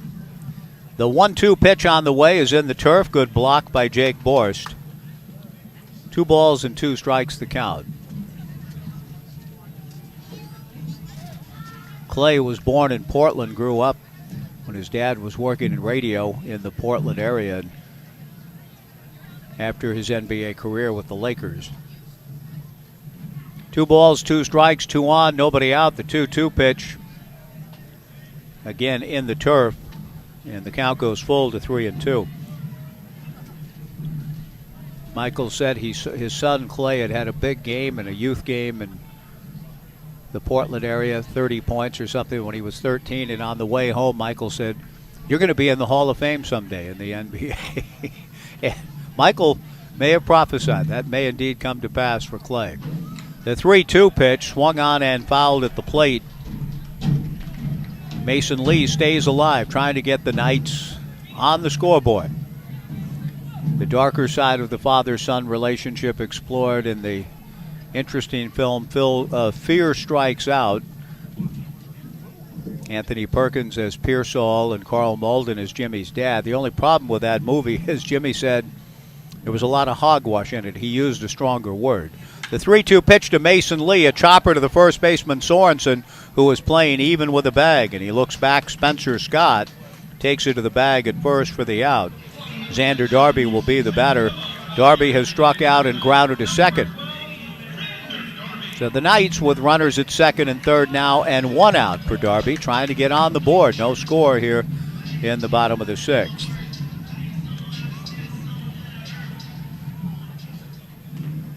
I love the film Fear Strikes Out, even with poor Anthony Perkins, who'd never played baseball in his life, showing it in his depiction of Jimmy in that film. The pitch on the way to Darby is softly stroked into left center field for a base hit. Spencer Scott scores. Kiko Romero on his way to the plate. The throw is not in time. And on the throw through into second base goes Darby. And the Knights lead it 2-0.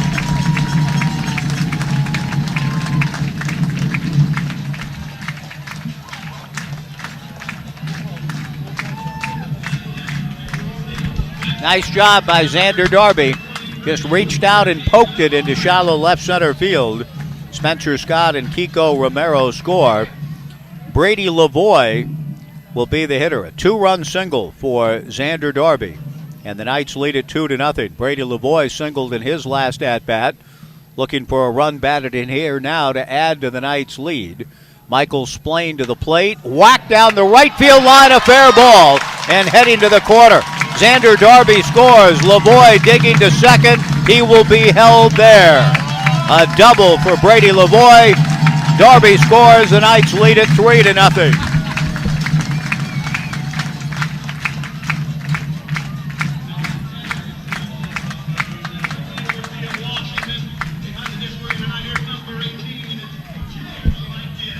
Jake Lightgib comes to the plate. So the Knights breaking through here in the bottom of the sixth inning in their bid to go to 9-0 in this young 2022 West Coast League season. And they have been stymied throughout the evening by Splain, but have broken through, gotten a little bit of help from the sun, but they've squared some balls up in this inning as well. The pitch to Jake Lightgib fouled at the plate, no balls and one strike. Jake has bounced into a force play and flied to left. 3-0 Corvallis, bottom of the sixth inning. Lavoie with the double. He's 2 for 3. And now Lightgib trying to pick Brady up from second. From the stretch, the left-hander Michael Splain kicks and comes to the plate and delivers strike 2 to Jake. 0-2 the count. Spencer Scott led off the inning with a single up the middle.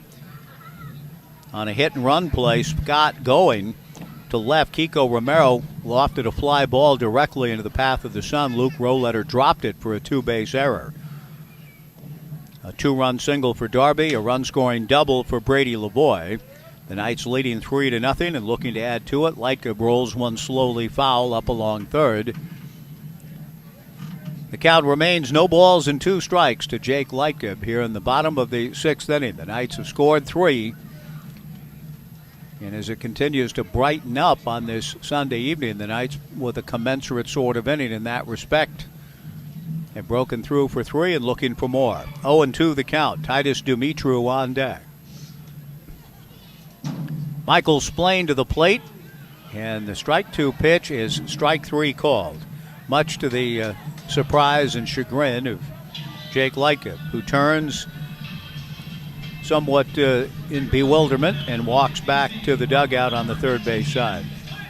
2 down and Titus Dumitru the hitter. Titus has walked and flied to center. 3-0 Knights in the bottom of the sixth inning.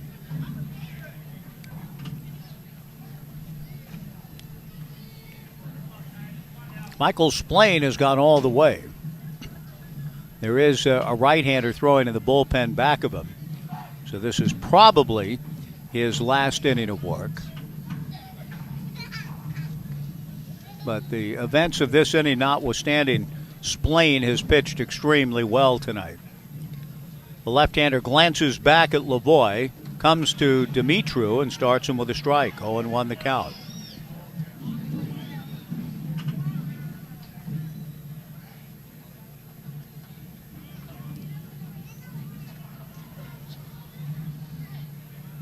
Out of the stretch works Michael Splain. And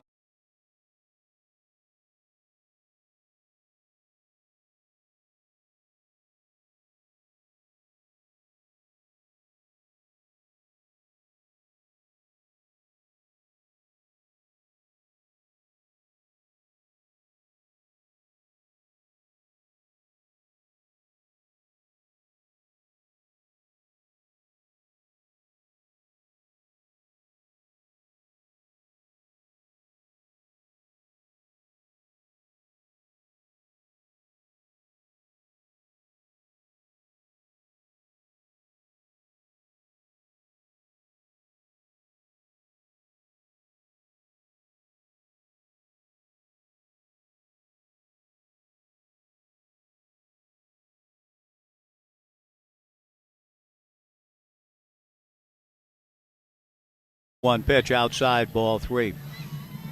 I think we've all known, if we followed baseball at all through the years and have read about great moments in the game, Bill Mazeroski's home run in the bottom of the 9th inning, the walk-off homer to give the Pirates the World Series title over the Yankees 10-9 at Forbes Field in Game 7. Maz, after the game, said, "I wish my dad could have been here." The elder Mazeroski had died a year and a half earlier. The 3-2 pitch pounded foul at the plate. Dimitru with a count of 3 balls and 2 strikes, 2 down, 3 runs in. I had not known this, but Mazeroski, his father, grew up playing ball, but lost his foot in a mining accident in Edina, Ohio, and lost an opportunity to play professional baseball, and then worked and tried to give his son the best opportunity. But a mining accident, a tough, hard scrabble life for Bill Mazeroski's father. And Bill, when he hit his game-winning homer in the 7th, the first person he thought of was Dad, who missed it, but maybe had a better view of it somewhere else. The 3-2 pitch missing to Dimitru, high and away for ball 4. Ethan Lovelace will come to the plate with the Knights leading 3-0 and putting Michael Splain through a tough bottom of the 6th. A right-hander continues to throw in the bullpen for Yakima Valley. I'm trying to get a read on his uniform number, and I think I got it. Tyler Frieders is loosening up. The Knights trying to further separate here in the bottom of the 6th with Ethan Lovelace at the plate. 0 for 2 on the day. The first pitch missing to the left-hand hitting Lovelace. 1 ball and no strikes.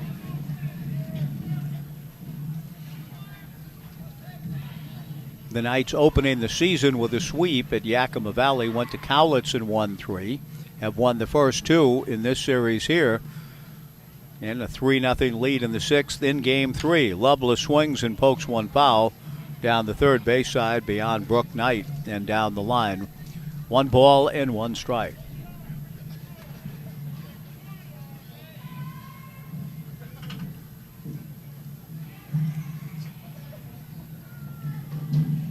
Michael Splain, the left-hander, trying to get through the 6th in what almost certainly will be his final inning of work. The Knights have broken through for 3, looking for more. 2 on, 2 out. The 1-1 pitch to Lovelace, a big swing, hits 1 foul off third. Coming over as far as he can, Tyler Griggs runs into the netting in front of the lower grandstand, which juts out at an angle back towards the field and thus creates part of the intimacy of the ballpark. The stands do not just go straight down the line, but cut back in toward the field on both the first and third base side. The fans right on top of the action here, creating what the Auburn head coach Butch Thompson says was the best environment he had ever seen for college baseball. Ethan Lovelace takes just outside, ball 2. 2-2, and that coming from a man who has made a full tour over the years of the great ballparks in the SEC. 2 balls, 2 strikes, 2 on, 2 out, 3 runs in, bottom of the 6th inning. Ethan Lovelace, the 8th man to come to the plate in the inning. Michael Splain soldiers on. He's been effective. Delivers 2-2, and it's swung on and missed for strike 3 to retire the side. But the Knights, with a little help from the sun and swinging the bats well, break through for 3 runs and 3 hits in the inning with an error and 2 left. Through 6, the Knights 3 and Yakima Valley nothing. On 1240 Joe Radio. At Albin's Plumbing, we're boring. Hi, I'm Katie Albin, and I want everyone to know that at Albin's Plumbing, we're boring. Directional boring, to be exact. So if you need to run a pipe underground, under a driveway, or under a sidewalk, and you don't want to destroy your yard in the process, the boring people at Albin's Plumbing can help you with your directional boring. Just give us a call. At Albin's Plumbing, plumbing's all we do. Call 754-8282. Albin's Plumbing. Locally owned and operated for over 30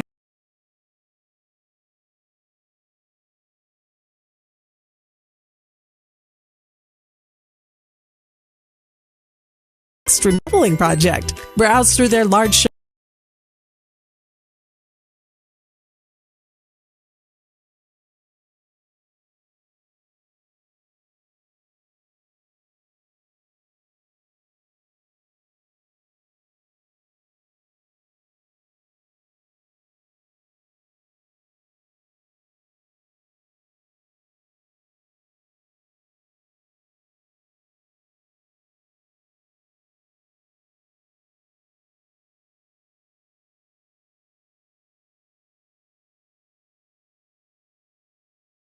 out from 5 p.m. to 9 p.m. daily except Tuesdays. View the menu and order online at evergreenindianrestaurant.com on Southwest 3rd in downtown Corvallis and West 7th in Eugene. Evergreen Indian Restaurant.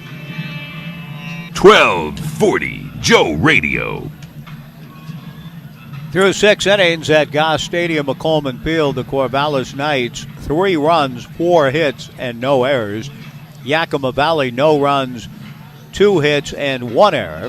We go to the 7th. Chase Reynolds is called upon out of the Corvallis Knights bullpen. Chase, a right-hander from West Albany High School, a 2021 graduate from West, and a competitor this past spring at Lynn Benton Community College.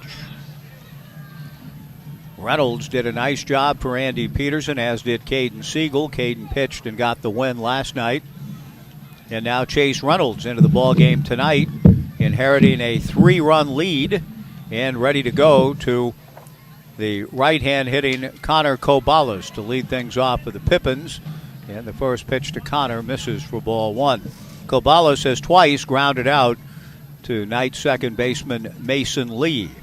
Chase back to the plate, over the top of the fastball in there, and the count 1-1. Chase Reynolds and Jake Light give the battery for Corvallis. Kiko Romero at first, Mason Lee at second, Spencer Scott at short, Timo Becerra at third. The 1-1 pitch missing inside, ball 2, 2-1. In the outfield for the Knights, Titus Dumitru in left, Ethan Lovelace in center, Brady Lavoie in right. Chase back to the plate. And the 2-1 fastball catches the outside corner. That evens the count at 2-2 to Corvallis. Tyler Griggs on deck, Jackson Sorensen to follow. 3-0 Knights, top of the 7th inning. The 2-2 breaking ball is poked into left center field. That'll get down for a base hit. Moving over to cut it off is Ethan Lovelace. On his way for 2 is Corvallis, and he gets there. A leg double for Connor Corvallis to lead things off for Yakima Valley here in the top of the 7th inning. And that'll bring to the plate Tyler Griggs. Lovelace got over as quickly as he could, but the ball kind of hit in a no-man's land area, and a good bit of base running on the part of Corvallis to recognize out of the box that he had a chance to get to, and he does.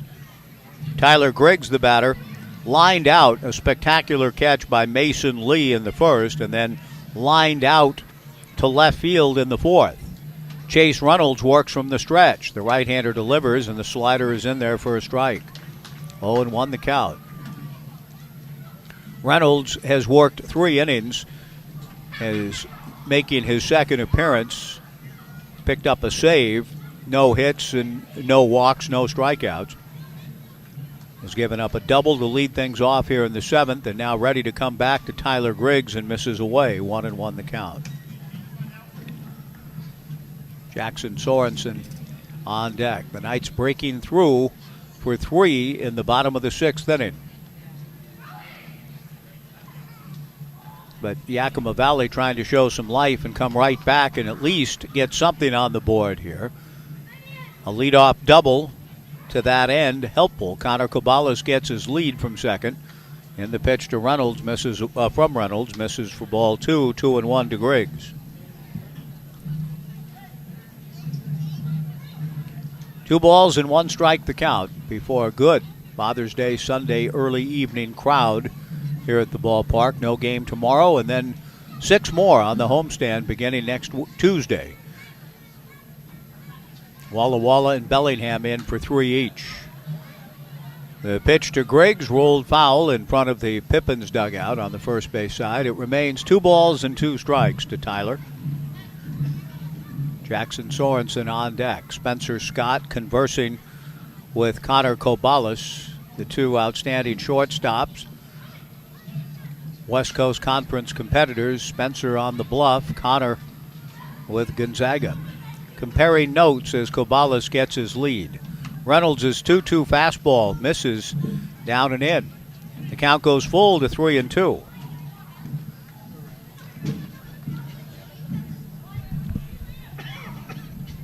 Jackson Sorensen waiting his turn on deck. 3 balls and 2 strikes to Tyler Griggs, with the Pippins trying to get something going here in the 7th.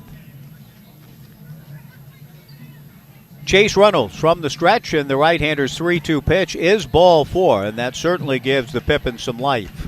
A double and a walk, nobody out. The cleanup hitter, Jackson Sorensen, strides to the plate. Down 3 runs. And in this part of the order, Coach Crustangel almost certainly asking his guys to hit away. Deeper in the order, there might even be the contemplation of a sacrifice. Not here for the powerful Sorensen, who twice has grounded out to Kiko Romero at first. 2 on, nobody out. Sorensen swings and hits the first pitch foul to the left and out of play. Jackson Sorensen with a homer and 7 runs batted in. Spencer Shipman is the leader in the RBI category with 8. 2 on, nobody out. 3-0 Knights in the 7th. Chase Reynolds from the stretch delivers just outside. 1-1 to Jackson Sorensen. Top of the 7th, 3-0 Knights, but the first bit of real noise being made by Yakima Valley trying to get back in the ballgame.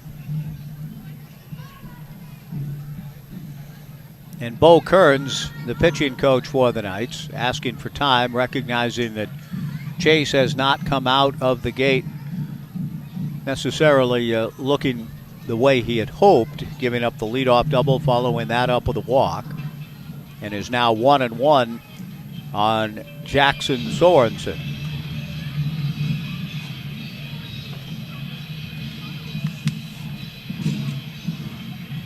Sorensen is an impressive-looking young man.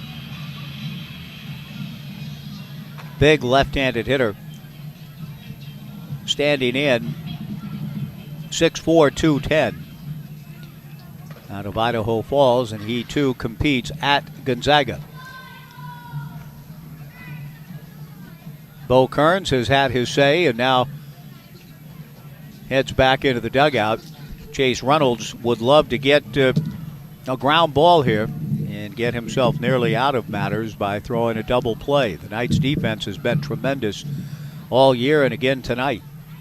The 1-1 pitch, fastball just inside from Chase, ball 2, 2-1.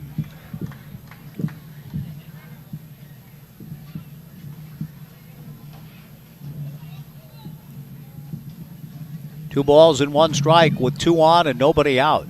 The Knights leading 3-0. Sorensen takes high. Ball 3, 3-1.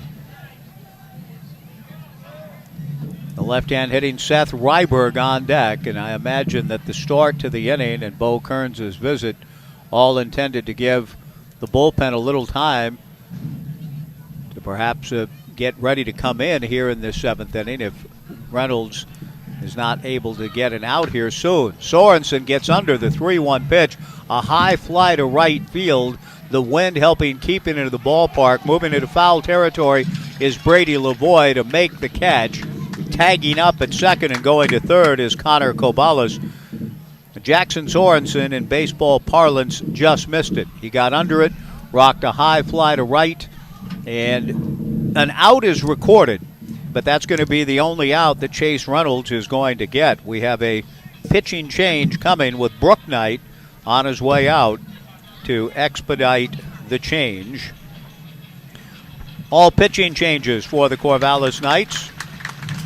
Brought to you by our friends at All Pro Property Services, your locally owned option for property cleaning, maintenance, renovation, and landscaping. Relax. All Pro Property Services has the bases covered. All Pro Property Services, find them on Facebook. A pitching change at Goss, runners at the corners and one out, top of the 7th inning. 3-0, the Knights in front.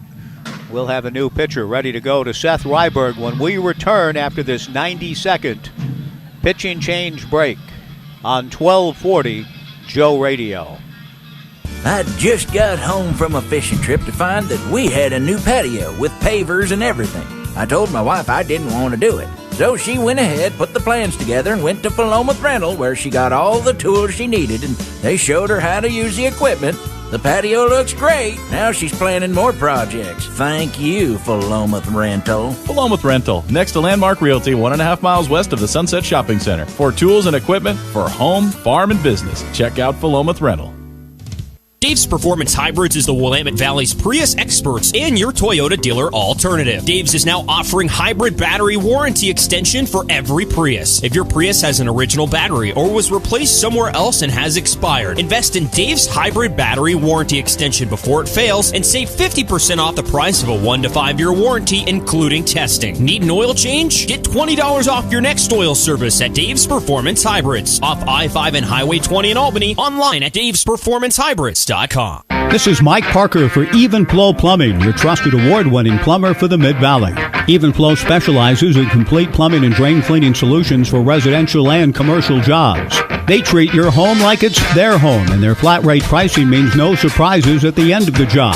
Even Flow takes pride in doing the job right the first time. Just call 541-738-8853 for all your plumbing needs. When you need a pro, go with the flow. Even Flow Plumbing. 1240 Joe Radio.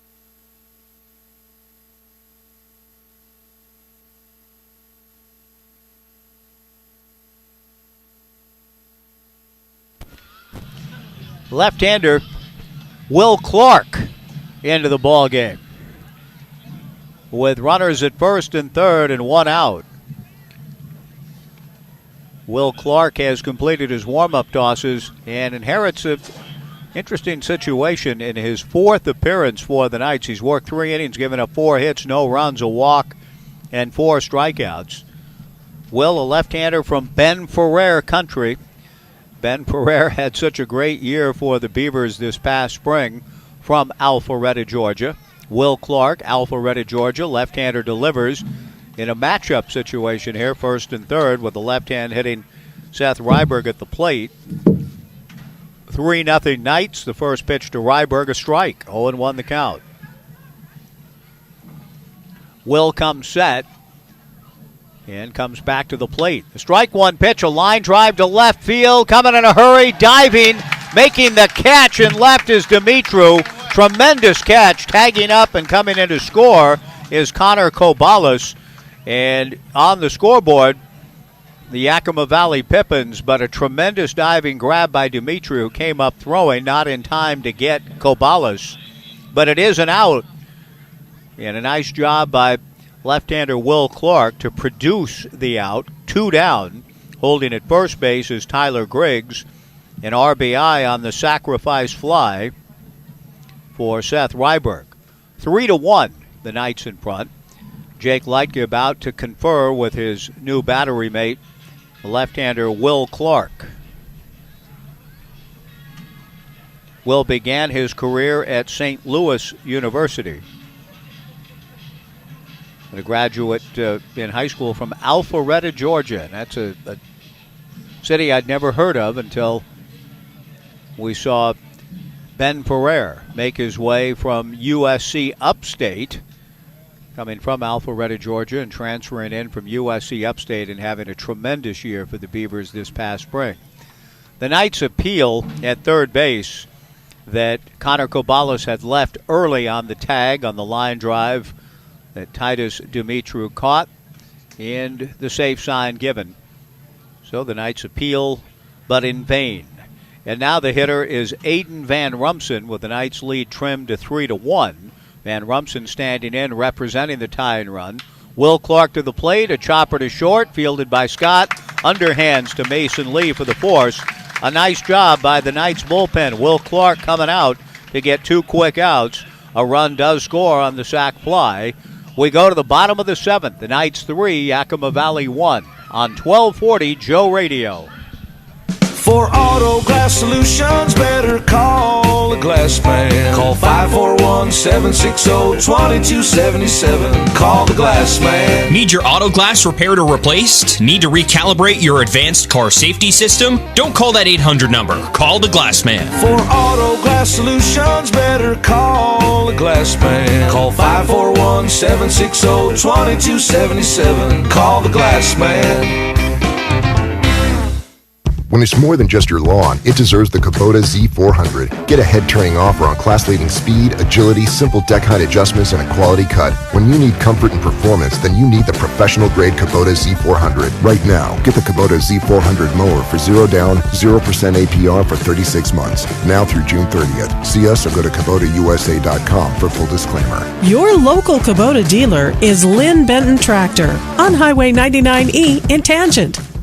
Downward Dog across from the OSU campus is serving up cold drinks and tasty food on their sunny patio. Burgers like the Hangover Helper or Double Trouble. If you prefer, substitute a house-made veggie patty and enjoy appetizers, wraps, salads, and sandwiches. And breakfast is served until 2. The food at Downward Dog is made fresh from scratch and locally sourced whenever possible. And they specialize in mouth-watering handcrafted cocktails and thirst-quenching local microbrews. So stop by the Downward Dog today. Open 7 days a week from 10 a.m. until 10 p.m. on 23rd and Monroe across from the OSU campus. 1240 Joe Radio. After a very strong outing by left-hander Michael Splain, we see a change in pitchers for the Yakima Valley Pippins as we go to the bottom of the 7th. The Knights leading 3-1. Right-hander Tyler Frieders out of Gil McDougall country, Billings, Montana, loosening up. Billings Senior High School, Yakima Valley Community College. Well, I learned early as Frieders loosens up. I've lost my dad on this Father's Day, think so warmly and miss him greatly, a great man. Landed at Normandy, served and fought in the Battle of the Bulge, survived all of that. Passed away in 2014 at the age of 92, but my dad and his brothers, great men of that so-called greatest generation, and I don't think the term was inappropriately used for my father's generation. The first pitch from Tyler Frieders out of Bill. Strike one pitch is in there, and the count quickly 0-2 to Timo. Timo Becerra, Spencer Scott, and Kiko Romero in the bottom of the 7th, 3-1 Knights. Tyler Frieders, the right-hander from Billings, kicks and throws the fastball high and inside to Timo, who was 0 for 3, is grounded to third and grounded to short twice. Spencer Scott, the on-deck hitter, 1-2 the count to Timo Becerra. Breaking ball lifted foul towards the Omaha room and out of play. Good catch over there by a fan sitting just in front of the Omaha room with the Oregon State hoodie on. Makes a good two-handed catch and hands it off to what appears to be a grandson in here with him. Great way to spend a Father's Day. 1-2 pitch, a check swing on a peel swing on the check. Strike 3 to Timo Becerra. Frieders retiring the first batter that he sees, and now Spencer Scott, the hitter. My Uncle Bob, whom we lost quite a few years before 2014, but Uncle Bob Parker grew up as my dad did, the whole family did. 8 siblings in Sioux City, Iowa, but Uncle Bob made his way to Billings, Montana, and spent a lot of years there. The first pitch to Spencer Scott, missing down and away, ball 1. And when I first evinced an interest in baseball, which was in 1966, Uncle Bob learning of that, all I ever heard from Uncle Bob, Gil McDougal, Billings, Montana. Gil McDougal, Billings, Montana. Gil McDougal is from Billings. You know, Gil McDougal was from Billings. So it was ingrained pretty early. Spencer Scott takes the 1-0 pitch down and away, ball 2, 2-0. A 2-0 pitch, a chopper, short hop by Griggs at third. Had to fight the sun a little bit, kind of threw the glove out there. The ball landed in it. Griggs with a nice play and throws Spencer Scott out, 2 down. And Kiko Romero, the batter. And just the very fact that McDougal was from Billings always made me think fondly of Gil and my uncle's affection for him. 2 down, nobody on for Romero. Kiko takes a strike, 0-1 the count, 3-1 Knights, bottom of the 7th. Kiko was struck out, fly to right, and hit the ball lost in the sun by Luke Roletter. Tyler Griggs nearly lost a ground ball in the sun moments ago. Kiko swings and misses in the count, 0-2.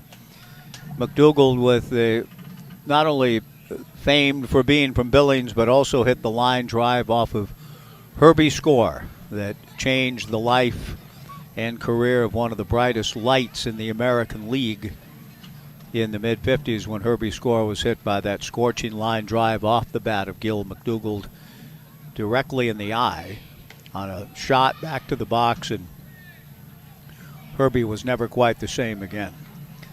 The 1-2 pitch missing to Kiko Romero. 2 balls, 2 strikes, 2 outs. 3-1 Knights, bottom of the 7th inning. Tyler Frieders back to the plate. Romero reaches down and pokes it toward the alley in right center.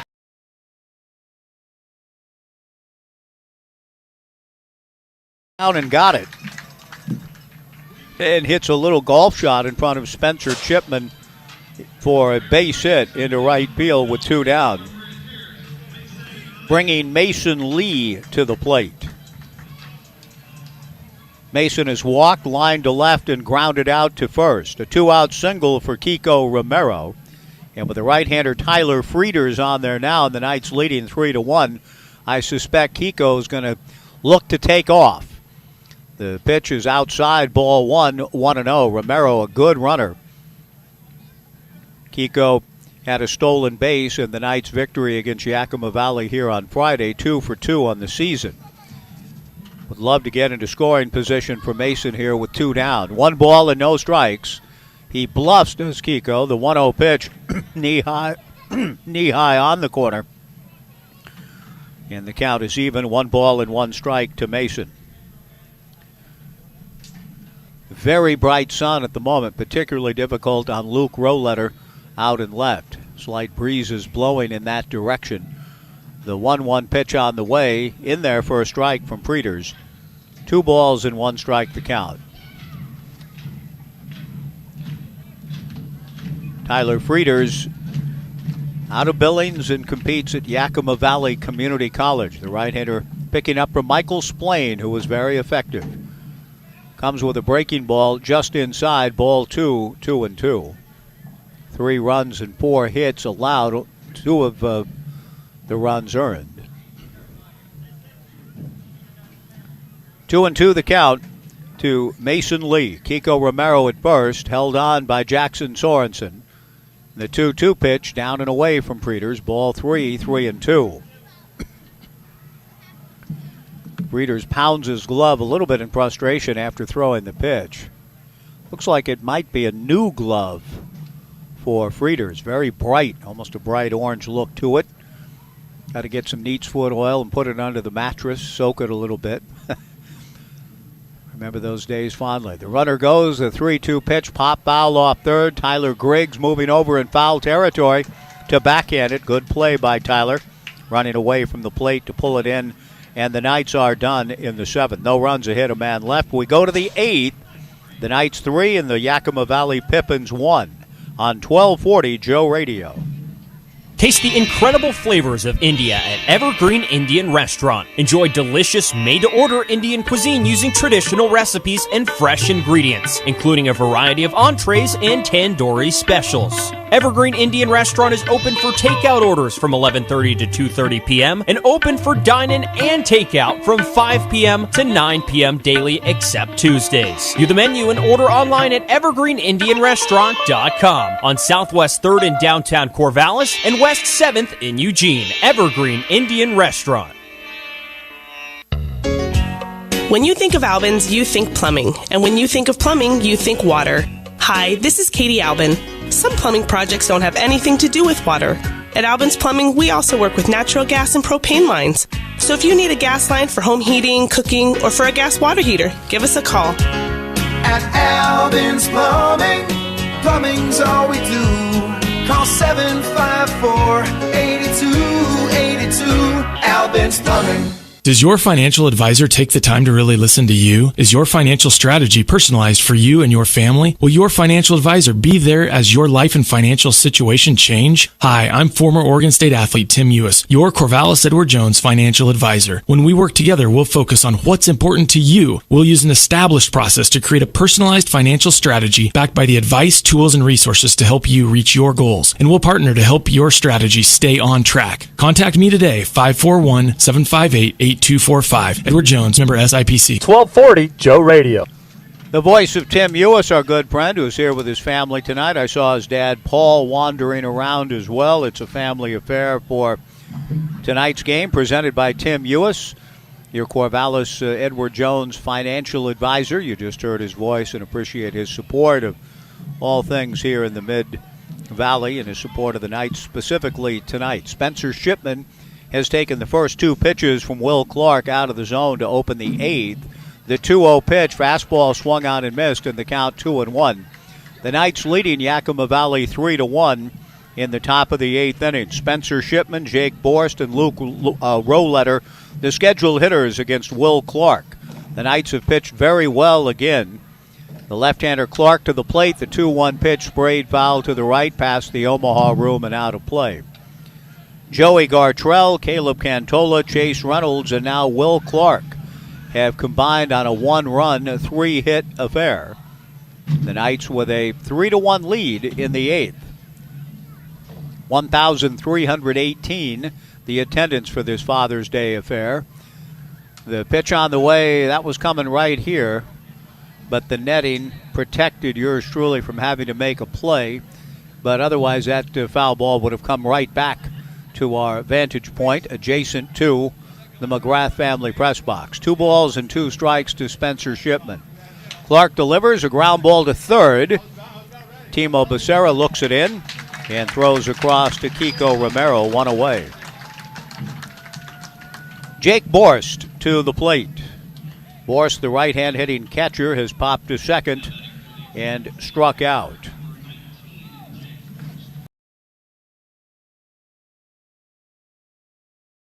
The Springfield franchise, that'll come up at the end of the month. Plenty of work to do still on this homestand. Walla Walla Tuesday, Wednesday, and Thursday. Bellingham then next Friday, Saturday, and Sunday. The first pitch is ripped into center field, base hit for Jake Borst. And the Knights, who've been cruising through the first 8 games, winning most of them by fairly comfortable margins, are not in that kind of mode tonight. The tie-in run now comes to the plate here in the 8th, represented by Luke Roletter, who has singled to left and walked. Jake Borst, a solid single to center, the 4th hit of the evening for Yakima Valley. Will Clark, out of bright sunshine into the shadows, misses with the fastball away, ball 1. The Edmonton Riverhawks, the Kamloops North Paws, The Nanaimo Night Owls and the Springfield Drifters have run the total of teams to 16 in the West Coast League. The pitch is a strike, but goes off the mid of Jake Lightcomb, and a pass ball, Jake Borst down to second. The count to Luke Roletter, meanwhile, 1 ball and 1 strike, and there was a bit of a cross up there. Lightke about to confer with his battery mate Will Clark to make sure they're on the same page. But a pass ball giving an opportunity for the Yakima Valley Pippins to draw closer.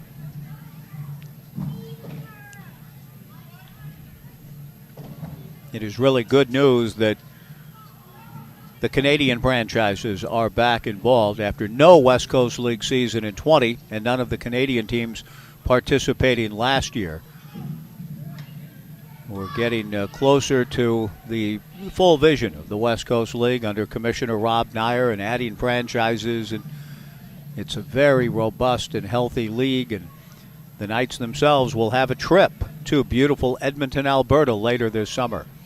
The 2-1 pitch on the way hits Luke Roletter, and with 1 out, trouble in the form of a single, a hit batter. The tying runs on base for Yakima Valley. And coming to the plate will be the leadoff hitter, Hank Dunn, with left-hander Will Clark, who came on and did a nice job last inning.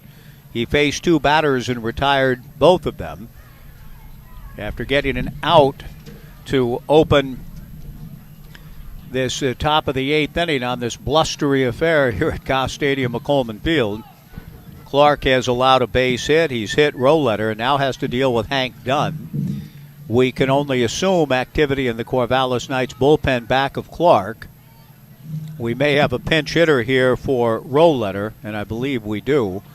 Trying to get a look at the number on the back of the Yakima Valley hitter and can't see it quite yet. And Bobby Merwin has yet to make the announcement over the PA, and as we sit outside the Yakima Valley press area, I'm trying to get a read. No, it is Hank Dunn, I believe. Still has a 1 on his back. The home plate umpire pointed at Dunn. The first pitch to Hank misses just low, ball 1-0. He pointed at Dunn as though Hank were a new hitter. I don't know what that was all about, but the home plate umpire pointing at Hank Dunn as if we had a new hitter up there. We don't. 1 ball and no strikes. Dunn is grounded out, lined into a double play, and struck out. The 1-0 pitch, knee high for a strike to Dunn. 1 ball and 1 strike to Hank.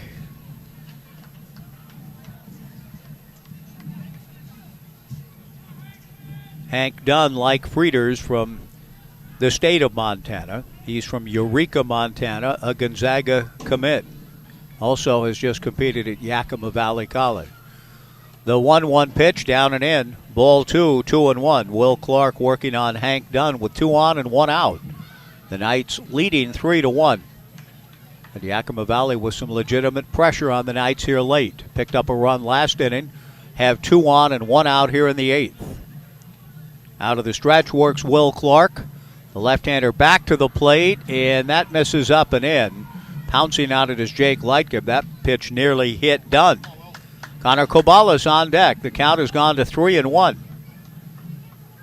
Brooke Knight, Ed Nags, Bo Kearns, the coaches for this 2022 Corvallis club, all standing together and kind of staring out to see if Will Clark can work his way through it.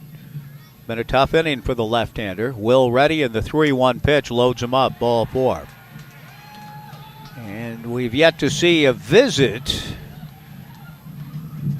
And whether or not there's another arm ready to go in the pen, we don't know. Bo Kearns nods something Brooke Knight's way. The bases are loaded. The batter is Connor Corvallis. And now Brooke, I think, was just waiting. The nod from Bo Kearns is your guy ready? And the answer was yes. So the Knights have somebody else that is almost certainly on his way in to pick up for left-hander Will Clark, who has encountered some difficulty in the 8th. A base hit and back-to-back walks have loaded the bases for Connor Corvallis and the Yakima Valley Pippins here in the top of the 8th inning. Now, Brooke has yet to make a signal to the pen, but now we see a right-hander emerging from out of the right field corner. So we'll find out who's coming into the ball game and see how he fares. The bases loaded, 1 out, a 90-second pitching change break coming with the Knights leading Yakima Valley 3-1. The pitching change presented by All Pro Property Services on 1240 Joe Radio.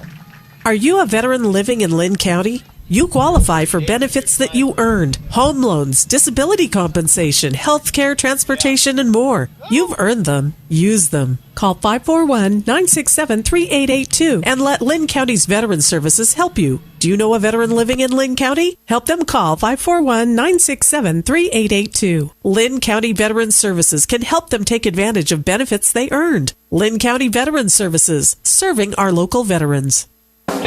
We set them up, you knock them down. Tired of staying home? Are you ready to get out and enjoy an activity that is safe and fun? Join a summer league at Highland Bowl. Check out their league schedule at highlandbowl.com and find a day and time that's just right for you and your friends. Don't be left in the gutter. Join a summer league at Highland Bowl today. Highland Bowl, North 9th Street in Corvallis. We set them up, you knock them down. Highland Bowl.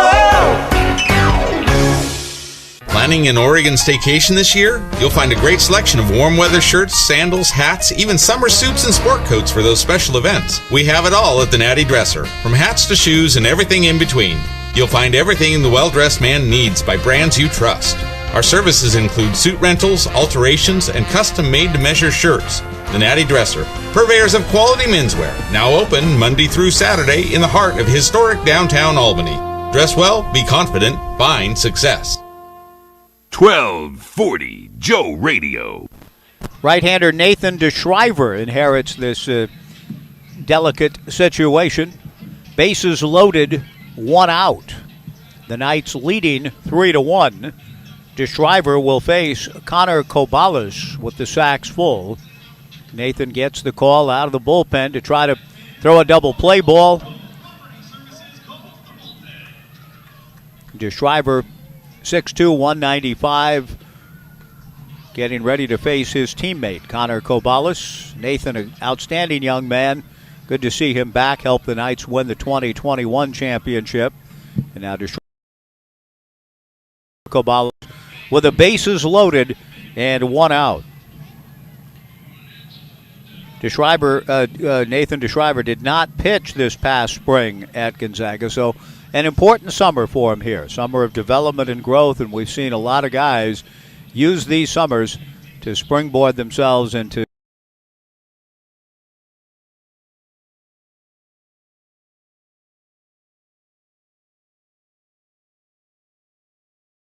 He goes to work now against Connor Corvallis, with whom he plays at Gonzaga. And with the bases loaded and 1 out, Nathan summoned out of the bullpen to try to get the Knights through this tough situation and keep the lead intact. Nathan has started 2 ball games already this year. This is his first appearance out of the bullpen. The base umpire is asking Nathan to remove something or cover something up on his wrist that apparently was a little bright or white in nature, considered a distraction for the hitter. And so Nathan has made the adjustment on his left wrist, his gloved hand, and the right-hander ready to go to Corvallis with the Knights infield at double play depth. The bases full and 1 out. DeShriver to the plate. Nathan's first pitch misses high, ball 1. The Yakima Valley Pippins dugout coming to life. This is a team that has struggled. They're 3-10 on the year. But they're making some noise now, trying to get their guys rallied up. Fastball in there for a strike to Corvallis, in the count 1-1.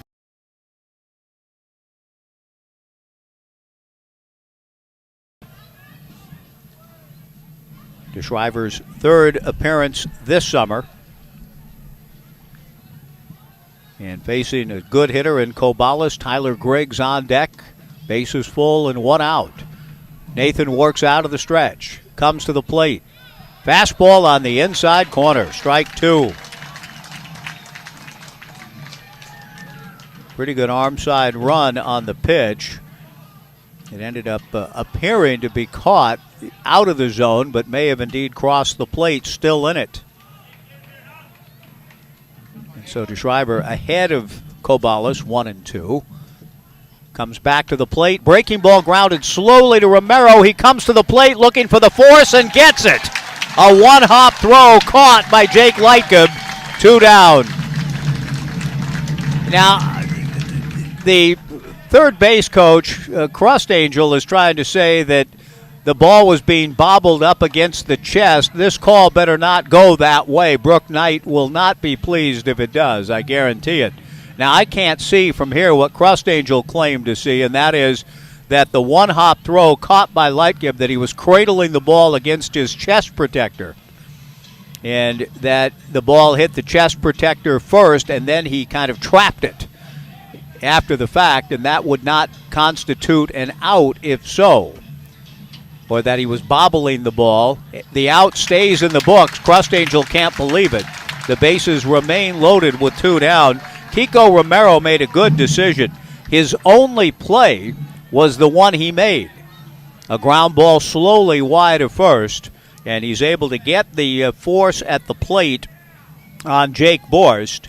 Corvallis aboard on the fielder's choice, 3-2. 2 down. Tyler Griggs, the batter.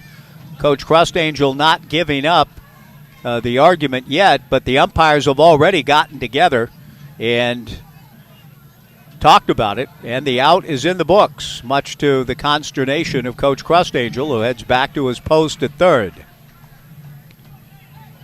2 down. Crust Angel still going after the base umpire. Now the home plate umpire is saying that's enough. Yeah, we've heard enough. You've stated your case. And Crust Angel is saying, I'm not talking to you, I'm talking to the other guy. But the home plate arbiter is saying, yeah, okay, I get that, but we've heard enough. We both have heard enough from you. So the batter is Tyler Griggs. Crust Angel was pretty convinced of his argument. Bases loaded, 2 down. 3-1 Knights in the 8th. DeShriver to the plate, breaking ball in the turf, ball 1, 1-0. Griggs has lined out on a great catch by Mason Lee in the first, lined out to left in the 4th, walked last inning. 3-1 Knights, top of the 8th inning. Bases loaded and 2 down. Big moment of the ball game right here for the Yakima Valley Pippins. A good play by Romero to get the only out he really could be sure of, and that was the force at the plate, and a good play by Lightgeb to catch the one-hopper. Now the 1-0 fastball from DeShriver up and away, ball 2, 2-0. Jackson Sorensen on deck. Luke Roletter at third, Hank Dunn at second, Connor Corvallis at first, 2 down. 3-1 Knights, top of the 8th inning with the sun shining brightly over Goss Stadium at Coleman Field. A big rip and a miss by Tyler Griggs. A little surprised that he was taking such a massive cut with the bases loaded. And the count 2-0. But he was trying to give his team the lead with one mighty blow. He swings and misses. 2-1 the count. Jackson Sorensen on deck, but the game at the plate at the moment. 2 balls and a strike and 2 down. DeShriver delivers way outside. Ball 3, 3-1. Pretty big pitch right here for Nathan and the Knights. 3 balls and a strike, a pitch away from forcing in a run and turning this into a 1-run ball game. 3-1 the count to Tyler Griggs. Borst at third, Roletter at second. Roletter at third, I should say. Dunn at second. Corvallis at first. DeShriver's 3-1 pitch, a fly ball to left into the sun. Back goes Dumitru to the track, and he makes the catch, and the inning is over. Tremendous catch by Titus Dumitru. That ball was hit into the path of the sun and deep. And Dumitru had to deal with the wind, the sun, the track, the fence, and he does his job. He makes the catch, and a tremendous job by the Knights defensively here in the top of the 8th inning. The Yakima Valley Pippins leave 3. We go to the bottom of the 8th. It's still the Knights 3 and the Pippins 1 on 1240 Joe Radio. There I was in the living room taking a nap when I heard a terrible sound. When are you going to start working on our deck and getting the house ready to paint? I'll do it, but not today. Well, if you won't do it, I'll do it myself. I know the guys at Philomath Rental can show me what I need to do, and since they're open 7 days a week, I can go out there today. Uh-oh. Darn you, Philomath Rental. Philomath Rental, next to Landmark Realty, 1.5 miles west of the Sunset Shopping Center. For tools and equipment for home, farm, and business, check out Philomath Rental. If you've been putting off that home remodeling project but have finally decided to take a leap and get it done, Corvallis Floor Covering can help. Stop by and browse through their large showroom with a wide variety of carpet, laminate, tile, wood, and vinyl flooring and window coverings from all the popular brands. Corvallis Floor Covering is at the corner of 2nd and Van Buren downtown, or log on to corvallisfloorcovering.com. Shop local. Shop Corvallis Floor Covering. And go Beavs! If you feel you're overpaying on your taxes and you're not as profitable as you should be, you're not alone. At Tax and Wealth Management in Corvallis, they can help because that's what they do. They work with individuals and business owners to lower your taxes, increase your profit, and manage your cash flow. They provide bookkeeping and payroll services too.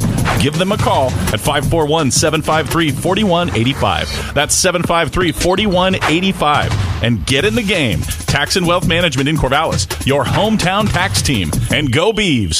1240 Joe Radio. Bottom of the 8th inning at Goss Stadium at Coleman Field. The Corvallis Knights, thanks to some deft defensive work, maintain a 3-1 lead and will now face right-hander Caden Duke in the bottom of the 8th inning, with the Knights looking to try to add to their 3-1 advantage. Caden Duke out of University of the Pacific, a two-way player there. Pitched 19 2/3 innings for Pacific this past spring. And hit 182 with a couple of homers and 5 RBIs for the Tigers. And he'll go to work, will the right-hander, following Michael Splain and Tyler Frieders into the game. Caden Duke to face Xander Darby to lead things off for the Knights in the bottom of the 8th, who still lead at 3-1. Duke's first pitch sails high and away, ball 1, 1-0. Darby, a big 2-run double in the 6th inning. Has since struck out and grounded out, a single I should say, but he went to second on the throw through to the plate. The key blow in the game, Xander Darby's 2-run base hit in the 6th. The 2-0 pitch on the way from the quick working Duke is high. Ball 3, 3-0. Brady LeBoy on deck. Duke really wastes no time, gets the ball back and delivers. The 3-0 pitch, ball 4. So a very quick 4-pitch walk to Xander Darby. Brady LeBoy to the plate. Brady is 2 for 3. Has struck out, single to center, and doubled home a run.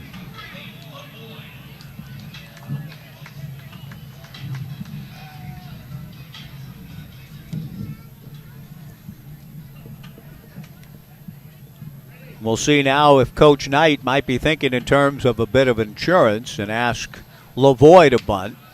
Brady not bunting, takes a first pitch strike, 0-1 the count, but Brady does back out and have a look at Coach Knight down in the third base box. A leadoff walk to Xander Darby. The third time today that Yakima Valley pitching has flirted with trouble in the form of a leadoff walk. The strike one pitch is in there. Breaking ball strike to LeBoy, 0-2 the count, but in none of the other occasions did the Knights parlay the leadoff walk into a run. They get a third chance now here in the 8th. No balls and 2 strikes. Breaking ball from big Caden Duke is down and away. 6'3", 200-pounder out of Tracy, California. 1 ball and 2 strikes to Brady. Jake Lightgib on deck. The pitch is chased and missed. Going after an elevated fastball. LeBoy strikes out.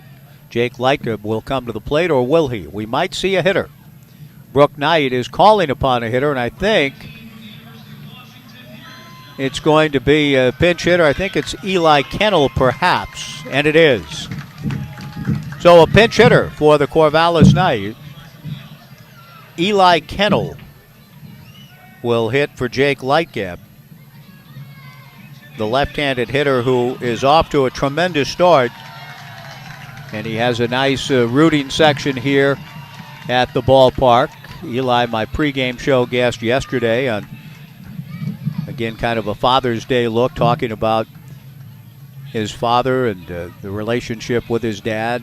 Built him a batting cage in a barn, again, a la Bob Feller and the storybook tale of Feller and the farm and the Field of Dreams in Van Meter. Rapid Robert. One of the great stories of all time, and Bob Feller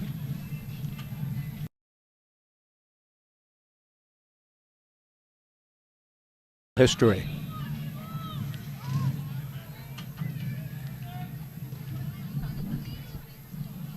Eli Kennel, growing up on a farm, and his dad built him a batting cage, and it's all paid dividends. Outstanding high school career at Santiam Christian, and has parlayed all of that into an opportunity to compete for his hometown team in Oregon State next spring, getting a start on that with the Knights this summer. Swings and misses. There goes the runner. The strike one pitch is outside. The throw to second is in time to get Xander Darby. So, 2 down. And the count 1-1, meanwhile, to Eli Kennel, with Xander Darby caught stealing easily on the put-out 2-6. 2 down, 1-1 to Eli. Kennel hitting .421 to lead the Knights with a homer and 4 runs batted in. Takes the 1-1 pitch away, ball 2, 2-1. 3-1 Knights, 2 down, nobody on, bottom of the 8th inning. The quick-working Caden Duke rocks, kicks, and comes back. The pitch to Eli. Big swing and a miss to even the count at 2-2.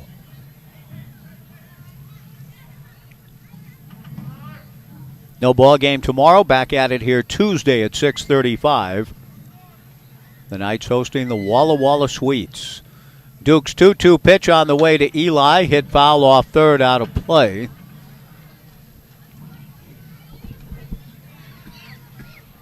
It remains 2-2 to Eli Kennel. In the top of the 9th inning, Jackson Sorensen, Seth Ryberg, and Aiden Van Rumsen, the scheduled hitters for the Pippins. The 2-2 pitch to Eli, breaking ball taken. Ball 3, 3-2. Titus Dumitru on deck. Eli Kennel pinch hitting here in the bottom of the 8th inning for Jake Lightgeb. Left-handed hitter, even stance, awaits the 3-2 offering from Duke and takes just outside. Ball 4. Nice job by Eli, showing some discipline. And Titus Dumitru, who made the outstanding catch to end the top of the inning, will come to the plate now. He has walked twice and flied to center. The Knights have coaxed 6 walks this evening from Yakima Valley pitching. A leadoff walk erased when Xander Darby was subsequently thrown out trying to steal. Eli Kennel draws a 2-out free pass. Titus Dumitru takes down in the turf, ball 1, 1-0. The Knights scoring all 3 of their runs in the 6th inning. Yakima Valley won in the 7th, left the bases loaded in the 8th. The 1-0 pitch missing to Titus, ball 2, 2-0. Ethan Lovelace on deck. Doesn't appear to be anyone throwing in the Yakima Valley bullpen. Caden Duke trying to get through this bottom of the 8th. The livers swung on and missed, and the count 2-1 to Dumitru, who's walked twice and flied out.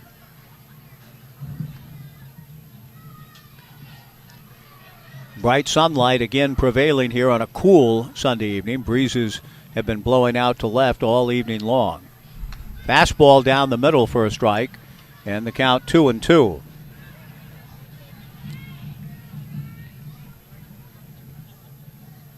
Ethan Lovelace, a left-handed hitter, next. Eli Kennel held on at first by Jackson Sorensen. Duke to the plate. The 2-2 breaking ball hit off the end of the bat slowly to the second baseman, Shipman. He feeds to Corvallis. covering at second for the force on Kennel. The inning is over. No runs, no hits, a man left. We go to the top of the ninth inning.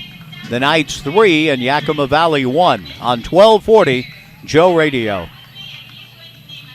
Get a great deal on versatile Kubota equipment today, like Kubota BX and L Series compact tractors, part of our under 100 horsepower tractor lineup rated number 1 for reliability. Z Series mowers and Sidekick utility vehicles. Stop by your local Kubota dealer today. Bring home the Kubota L2501 tractor for 0 down, 0% APR for up to 60 months. Now through June 30th. See us or go to KubotaUSA.com for more details. Your local Kubota dealer is Lynn Benton Tractor on Highway 99E in Tangent.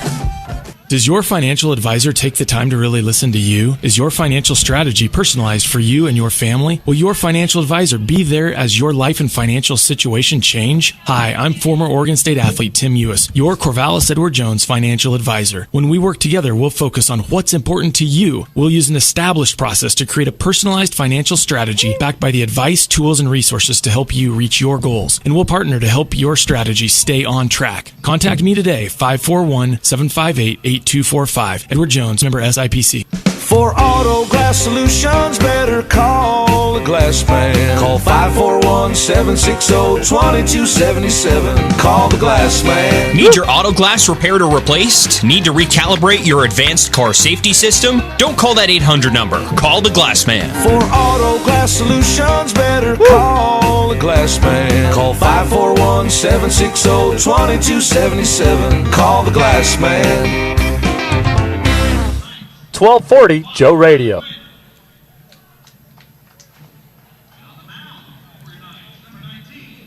Top of the ninth inning at Goss Stadium at Coleman Field. Ethan Ross summoned out of the bullpen to try to get the final 3 outs with the Knights leading Yakima Valley 3-1.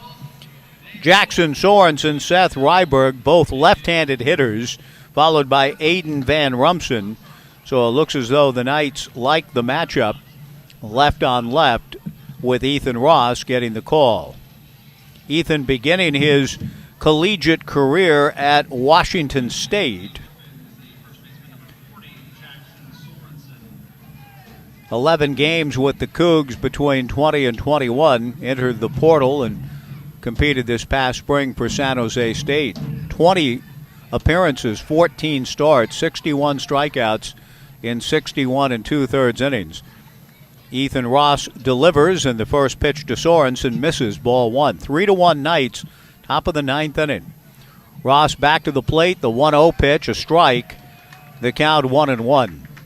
Ethan making his 2022 Corvallis Knights debut. Part of the club last year that won the West Coast League title. Delivers just outside, ball 2. 2-1 to Sorensen.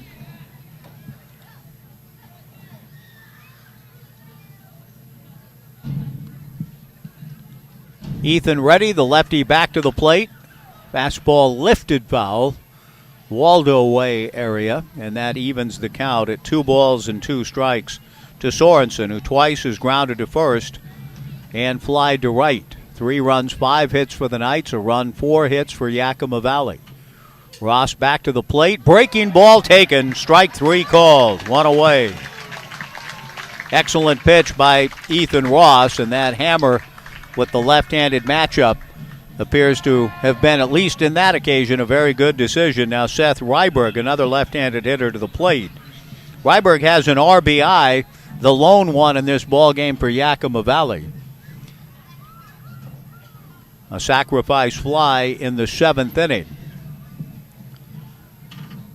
The pitch on the way to Ryberg, fastball knee-high for a strike. 0-1 the count. Derek has come over to inquire of me who my Washington Park Advisors player of the game is going to be.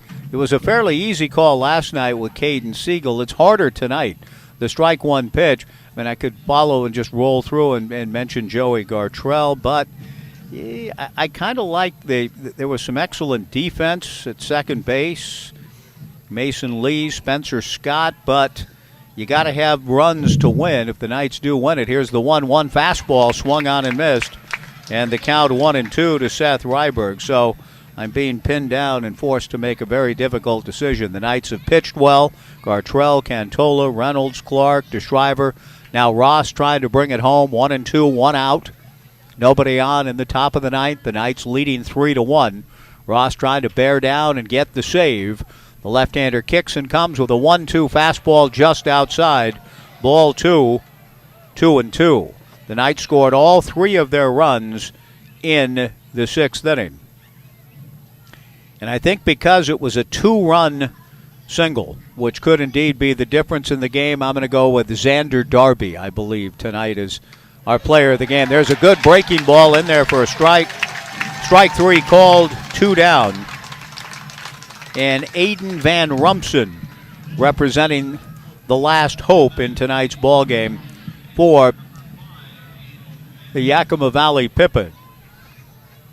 Van Rumsen steps in with 2 down and nobody on. The left-handed matchups have worked out perfectly for Ross with a swinging strikeout, a called strikeout. Van Rumsen 0 for 3 at the plate. Fastball swung on and missed. Ethan Ross dealing coming out of the pen on this cool Sunday evening, trying to bring this one home for the Knights, who would go to 9-0 on the year. Ethan nods yes and comes back with a strike 1 fastball, swung on and missed, and the count 0-2.